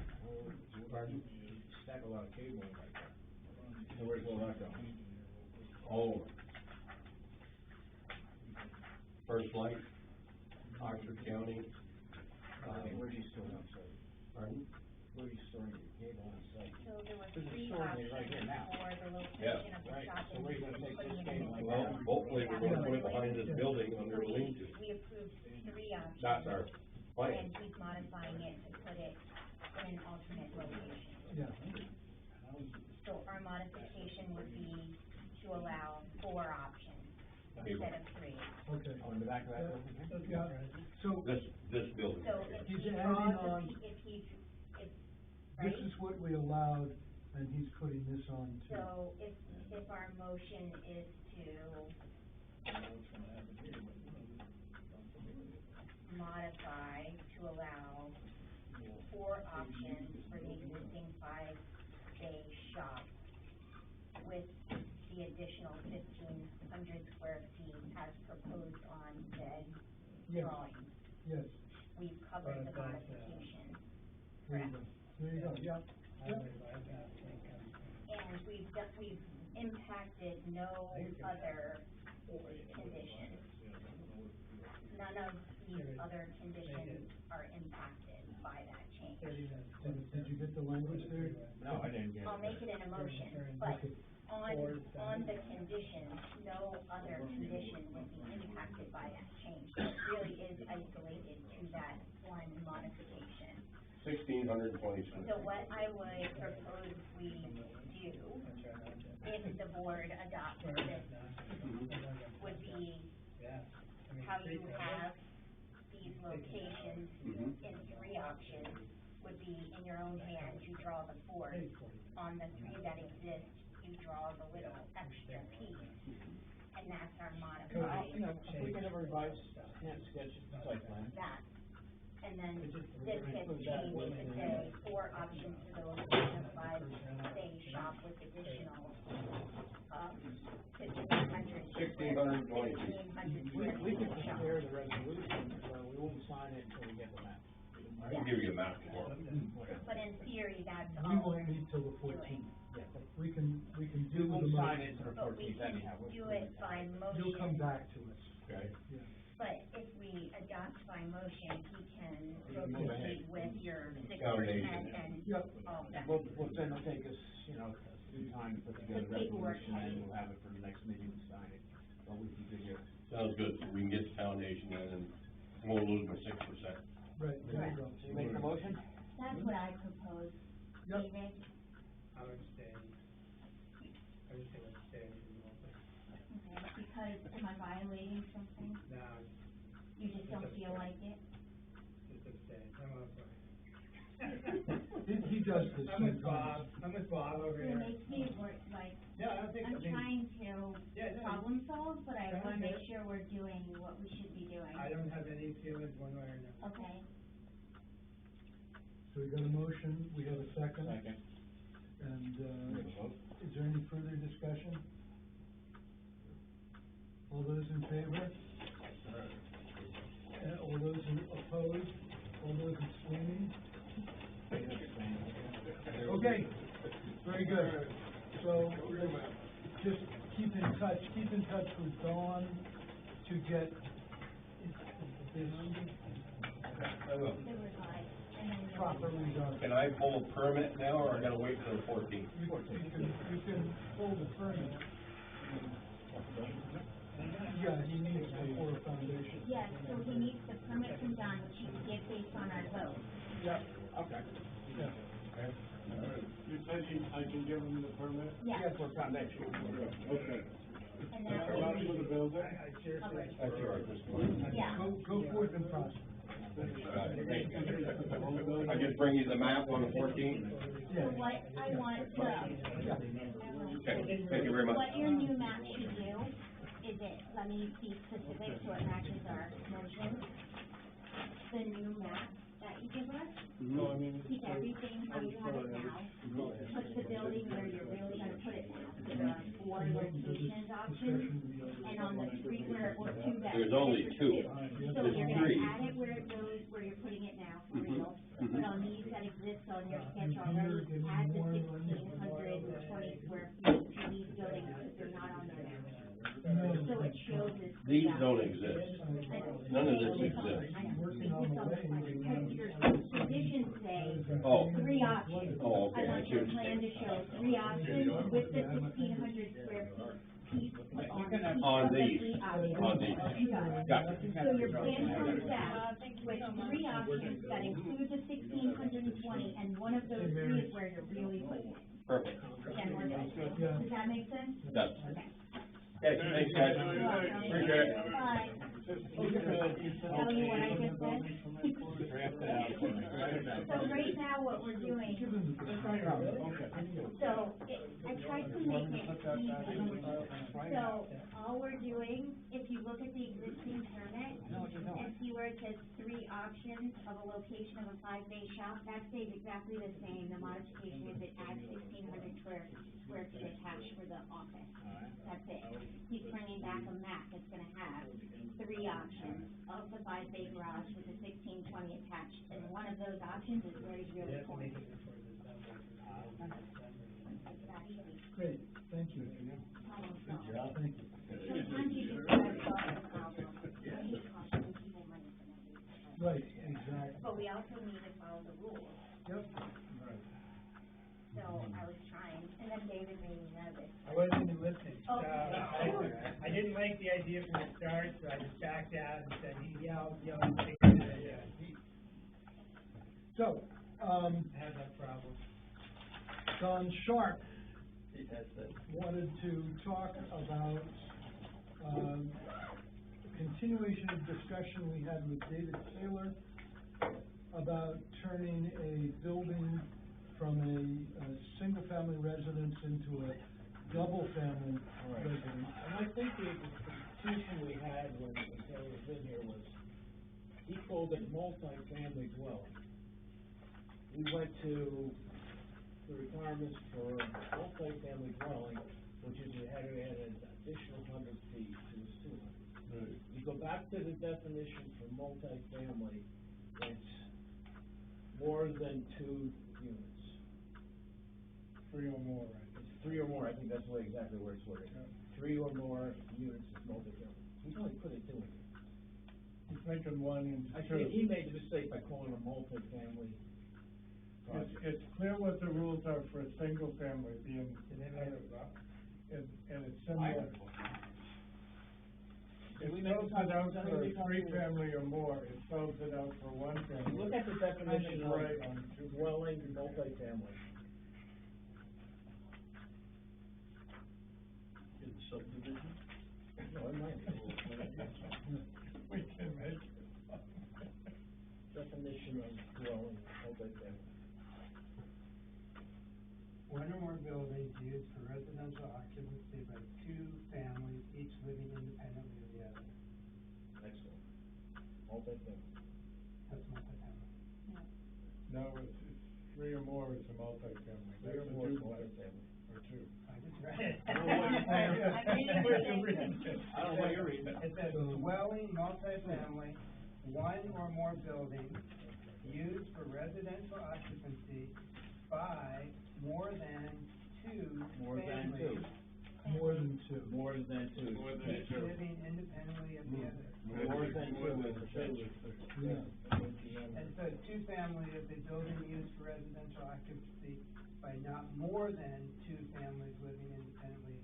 Yeah, no, you're right, yeah. So really, So he has a he wants to He do a wants to make it 2-family into a dwelling. 2-family. he's not building more than 2 families. Is the 2-family referenced anywhere else in the ordinance? We It doesn't permit say. 2 family on any lot. It says a multi-family and a single family, but it doesn't say specifically a 2-family. Yeah, has that's what I'm more just or in my less. head, I don't think not it's in there. referenced anywhere else. Don't we We're not. permit 2 We're not. family on a lot? Say again, sorry. We permit 2 families on a lot. Is it, where is Yes, it? we've done it in other We've done it places. a number of times. We've watched it happen at, Nice. Joel, what's his name? Insurance guy? Gulfstrom? Gulfstrom, Joel Gulfstrom. And he had to, come for a subdivision because he wanted an office and 2 dwelling units on the property, but. Oh, he did 2 dwelling units in his property? He's got 2 dwelling units there, that's why he needed us, Yeah, because he put the 2 dwelling units were put there by the previous owner. And it was not, didn't come to us. While you're on that page, if you wanna read the definition of family, we'd have to throw about half of the people out of their house. Not half, but a fair number. Yeah, I think, so when you look at the frontage standards, the following standards shall apply. Minimum lot area, 2 acres, minimum lot area per dwelling unit, 2 acres. Right. How many acres do you have? Yes, he's got, he does not have 3. Or that was the frontage. Maybe it didn't have enough Frontage was frontage. the issue. He didn't have enough frontage. Was the issue, not the area. We have 4, we have, Oh, yeah, he had 280 feet of frontage, That was the issue. yeah. And we said, well, he needed 300 because he called it a multi-family. it doesn't say that the frontage over 200 feet for anything but a multifamily. Right. That's what the problem is, it doesn't That's say the issue. specifically for a duplex or a 2-family. Yeah, so I think you're right. I mean, he didn't raise the issue, it was something that Don and I talked about on another parcel. We had a similar situation. No, I think you're right. He doesn't, it looks like he doesn't need more than 200 feet of road front for a 2-family dwelling. So that solves it. But he does need to have 4 acres, right? Well, that's what's vague about it, because you really only need 2 acres. Per dwelling unit. isn't each isn't each like a dwelling unit? It depends what you A dwelling unit is a room or group of rooms within a dwelling designed and equipped as a living quarters for a person or a family. So a two-family dwelling would have two dwelling units, right? Can you first read the definition of the multifamily thing? Read it again. I think it started with one dwelling unit where? One or more buildings. Building. One or more buildings. He was proposing actually two buildings. Okay. Yeah, So Joe it's a Guptill had two two-family. Gulfstream had two, buildings. Well, we've got A two, garage building and a dwelling. we've got two-family buildings Yeah. being built in Fremont Woodside at the moment, and they're both just barely over 2 acres. That's not multi-family, they're duplex. Wait, the subdivision, does that make a difference? I don't know. No, that's where the issue came up, is, because There are I two wanted of to them. get down a building permit for the, for that lot. And we started talking about it, we looked at the definitions, and it looks like that was okay over in Fremont, right? It would seem like it, although if you're right that you need 3 acres, 4 acres, those of those would have to be stopped, or they're considered illegal. We have to make sure it's 4 acres. Well, it depends how you read it, in my mind, you can make a case We either already, way. or we have permit detrimental requirement. I don't John, all of In a that. sense, going in the wrong direction of LD 2003. Yeah. Oh, absolutely, you wait till July, it's no problem. Like, why are we gonna back them up for 3 months when we already told them yes? Is that the subdivision? Both of those, We actually told the them. two that I'm aware of, there are others in town that have happened that way too. Okay. That's But what, before. Fremont, I mean? Oh, Fremont, we said yes. Yeah, so we'd be going and saying, oh, sorry, my bad, for 3 months. Why would we do that? Neither one of those will be finished probably in the next 3 years. So, But going forward, we should have clarification on that, because it's, I mean, I just read, I haven't found that. all right. so it looks as if David Taylor can build his 2 units. Did you say yes or no? I would say that it looks as if David Taylor can build his 2 units, yes. I'd say he doesn't need more than 200 frontage. Yeah. There's some other It's an I get it. open question on how many acres he needs. The thing we had last meeting was he said that we wouldn't approve because he didn't have frontage, we didn't mention acreage. Yeah, sure, no, we didn't talk about acre, I have no idea what the acreage is. I think he can do it. It seems that the acreage gets added with the multifamily, because you Right. add frontage and you add acreage. But for 1 and 2 family, it doesn't seem like you do. But, I disagree based on what David read. I can just abstain again. It goes by dwelling unit definition, and if it really goes by dwelling unit definition, then the the Board of Appeals two-family will home love you if you requires approve 4 this. acres. You can So feel we'll this change as a that. Board of Appeals. And we can change it, but Right. we can propose that be changed, and the town can agree to change it. What do you want to do about this? As long as he doesn't have any pitfalls. The definition of a family. Right. By law, you can't have a bus, a child, you can't have. Because I think that one probably misunderstood and misapplied. Then this probably applied non-uniformly. And the work we're doing right now is in the opposite direction of that, right? Yeah, I mean, I don't know. I mean, the town still has to vote for stuff. I mean, I would just leave it with, he doesn't need 200 feet of frontage, and Don can figure out the rest. Okay. Like, nothing's in front of us to vote.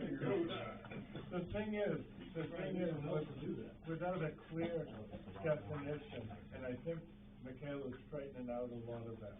Yeah. But without a clear definition, I don't want to continue given permits for a duplex, if in fact they are supposed to have 4 acres instead of 2. I just would like that clarification, because I won't give any more of them, but that's what the determination is.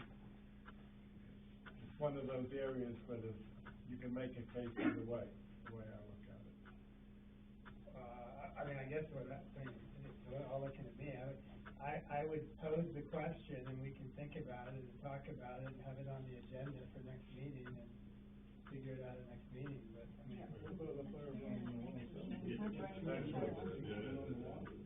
That's in a subdivision, I don't know if there's anything. Was that a subdivision? It was a duplex on each lot, I don't know. Yeah, but it's a subdivision. I don't know if there was something in the subdivision. Yeah, running, yeah. Well, the two in question, other than the fellow over there in Crawford, are both in the subdivision, they're both in Fremont. Yeah. So you're saying those are okay? I would think, there may be something with the subdivision. Okay. It looks like it was a 2.1 acres. We have a motion to continue this discussion at our next meeting. I'll second the motion. All those in favor of that? Yeah. Okay. Well, the motion carries. I would say one more thing. Do you want to help clear our backlog, a little choke point we're at right now, by scheduling any meetings between now and June,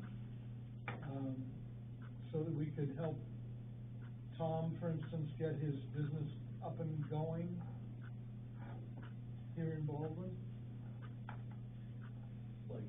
The problem, An additional Thursday night? if I may interject a bit. Sure. He's got his property in Westbrook under contract. Yep. And he's got a bunch of stuff he's gotta put somewhere. Yep. And I'm not trying to put pressure on the board here, and I don't think he is, which is why he didn't bring it up. But it would be certainly helpful if you were at least allowed to store things on the property over there in Concord House. I think if he's not doing business and he's just storing his equipment, I don't see anything wrong with that. Okay. Storing on personal land. Yeah. And there'd be a big pile of loam, I know he has to put over there. Dirt. Like that, so. You know, I mean, he's not, as long as he's not selling. He's not gonna sell anything over there until he gets all those CUPs. He's gonna It's clean up hard the to move a gravel, business. he's gonna grind the rock up. Yeah. So. But he can, Ground up. Oh. Do we, if we have an extra meeting, don't we have to put it in the paper? Yes. And Yes. so what's our earliest, like, can we meet next Thursday, or does it have to be the one after that, or what is it? it would probably be an extra meeting in March, after March 14. After March 14, not Yes. before? Okay. Not, in other words, we'll talk with Tom, I asked him to get his stuff together by then. Okay. He doesn't really care if we get him a conditional use permit by June. I don't think he's gonna really care. Like March 21st. If we did it, next week, we wouldn't be able to do it on the same date for another 4 years. There you go. Wow. Thank you. And technically, I could do it next Thursday, that's why Well, I asked. I asked Tom to come in on the 14th. Okay, I He- heard. He'd come in next But we week. could meet to discuss internal business to clear a calendar for the meeting that Tom's coming to. Yeah. He seems to be okay with that. 21st? The 21st would be good.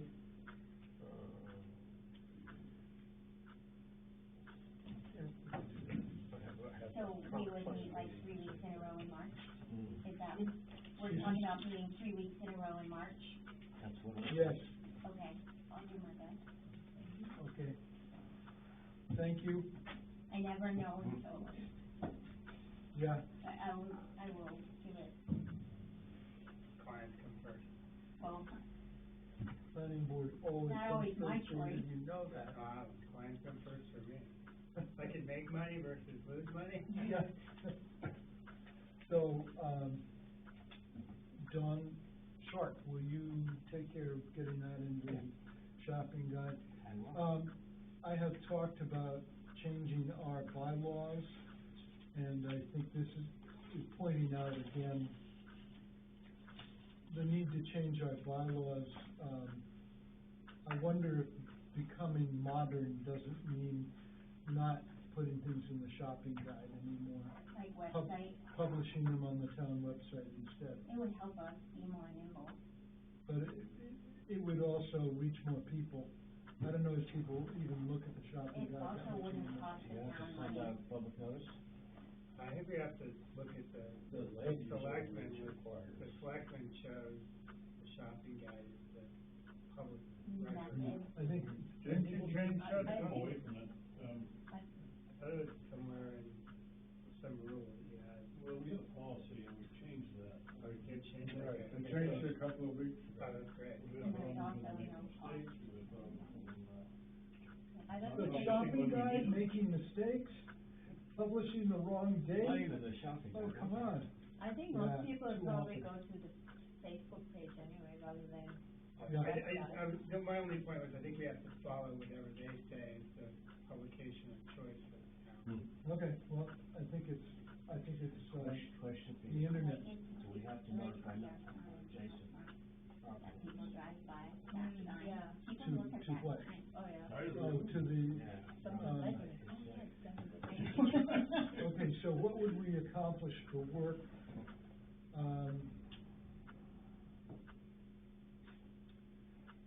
We would accomplish, we will get our application and perhaps accept two applications on the 14th. Right, We- so probably wouldn't have to. And I think if we went through each application in half an hour, that would be really quick. But yeah, you're right, because then the next thing is the site walk, and a lot of questions come up after the site. You're right, the 21st, we don't need the 21st. It really, it just takes this long to kind of turn over, because you do the site walk, then you come back, and that's when we need the extra meeting. Okay. That will be, That makes sense. because that way That we makes can sense. devote an hour to each one of We these. can put all that in one notice, that'd be easy. Yeah, so let's wait until the 14th to see what Makes we're sense. doing. The other thing, just as a suggestion, let's say you have the sidewalk on a Saturday morning at 9. Yep, Could you have the hearing following here at 10? And do it in the same day, then people wouldn't have to come out twice? Or would you rather not? I don't know. It's just I'd a- rather have the meeting in the evening the way we've always done it. Okay.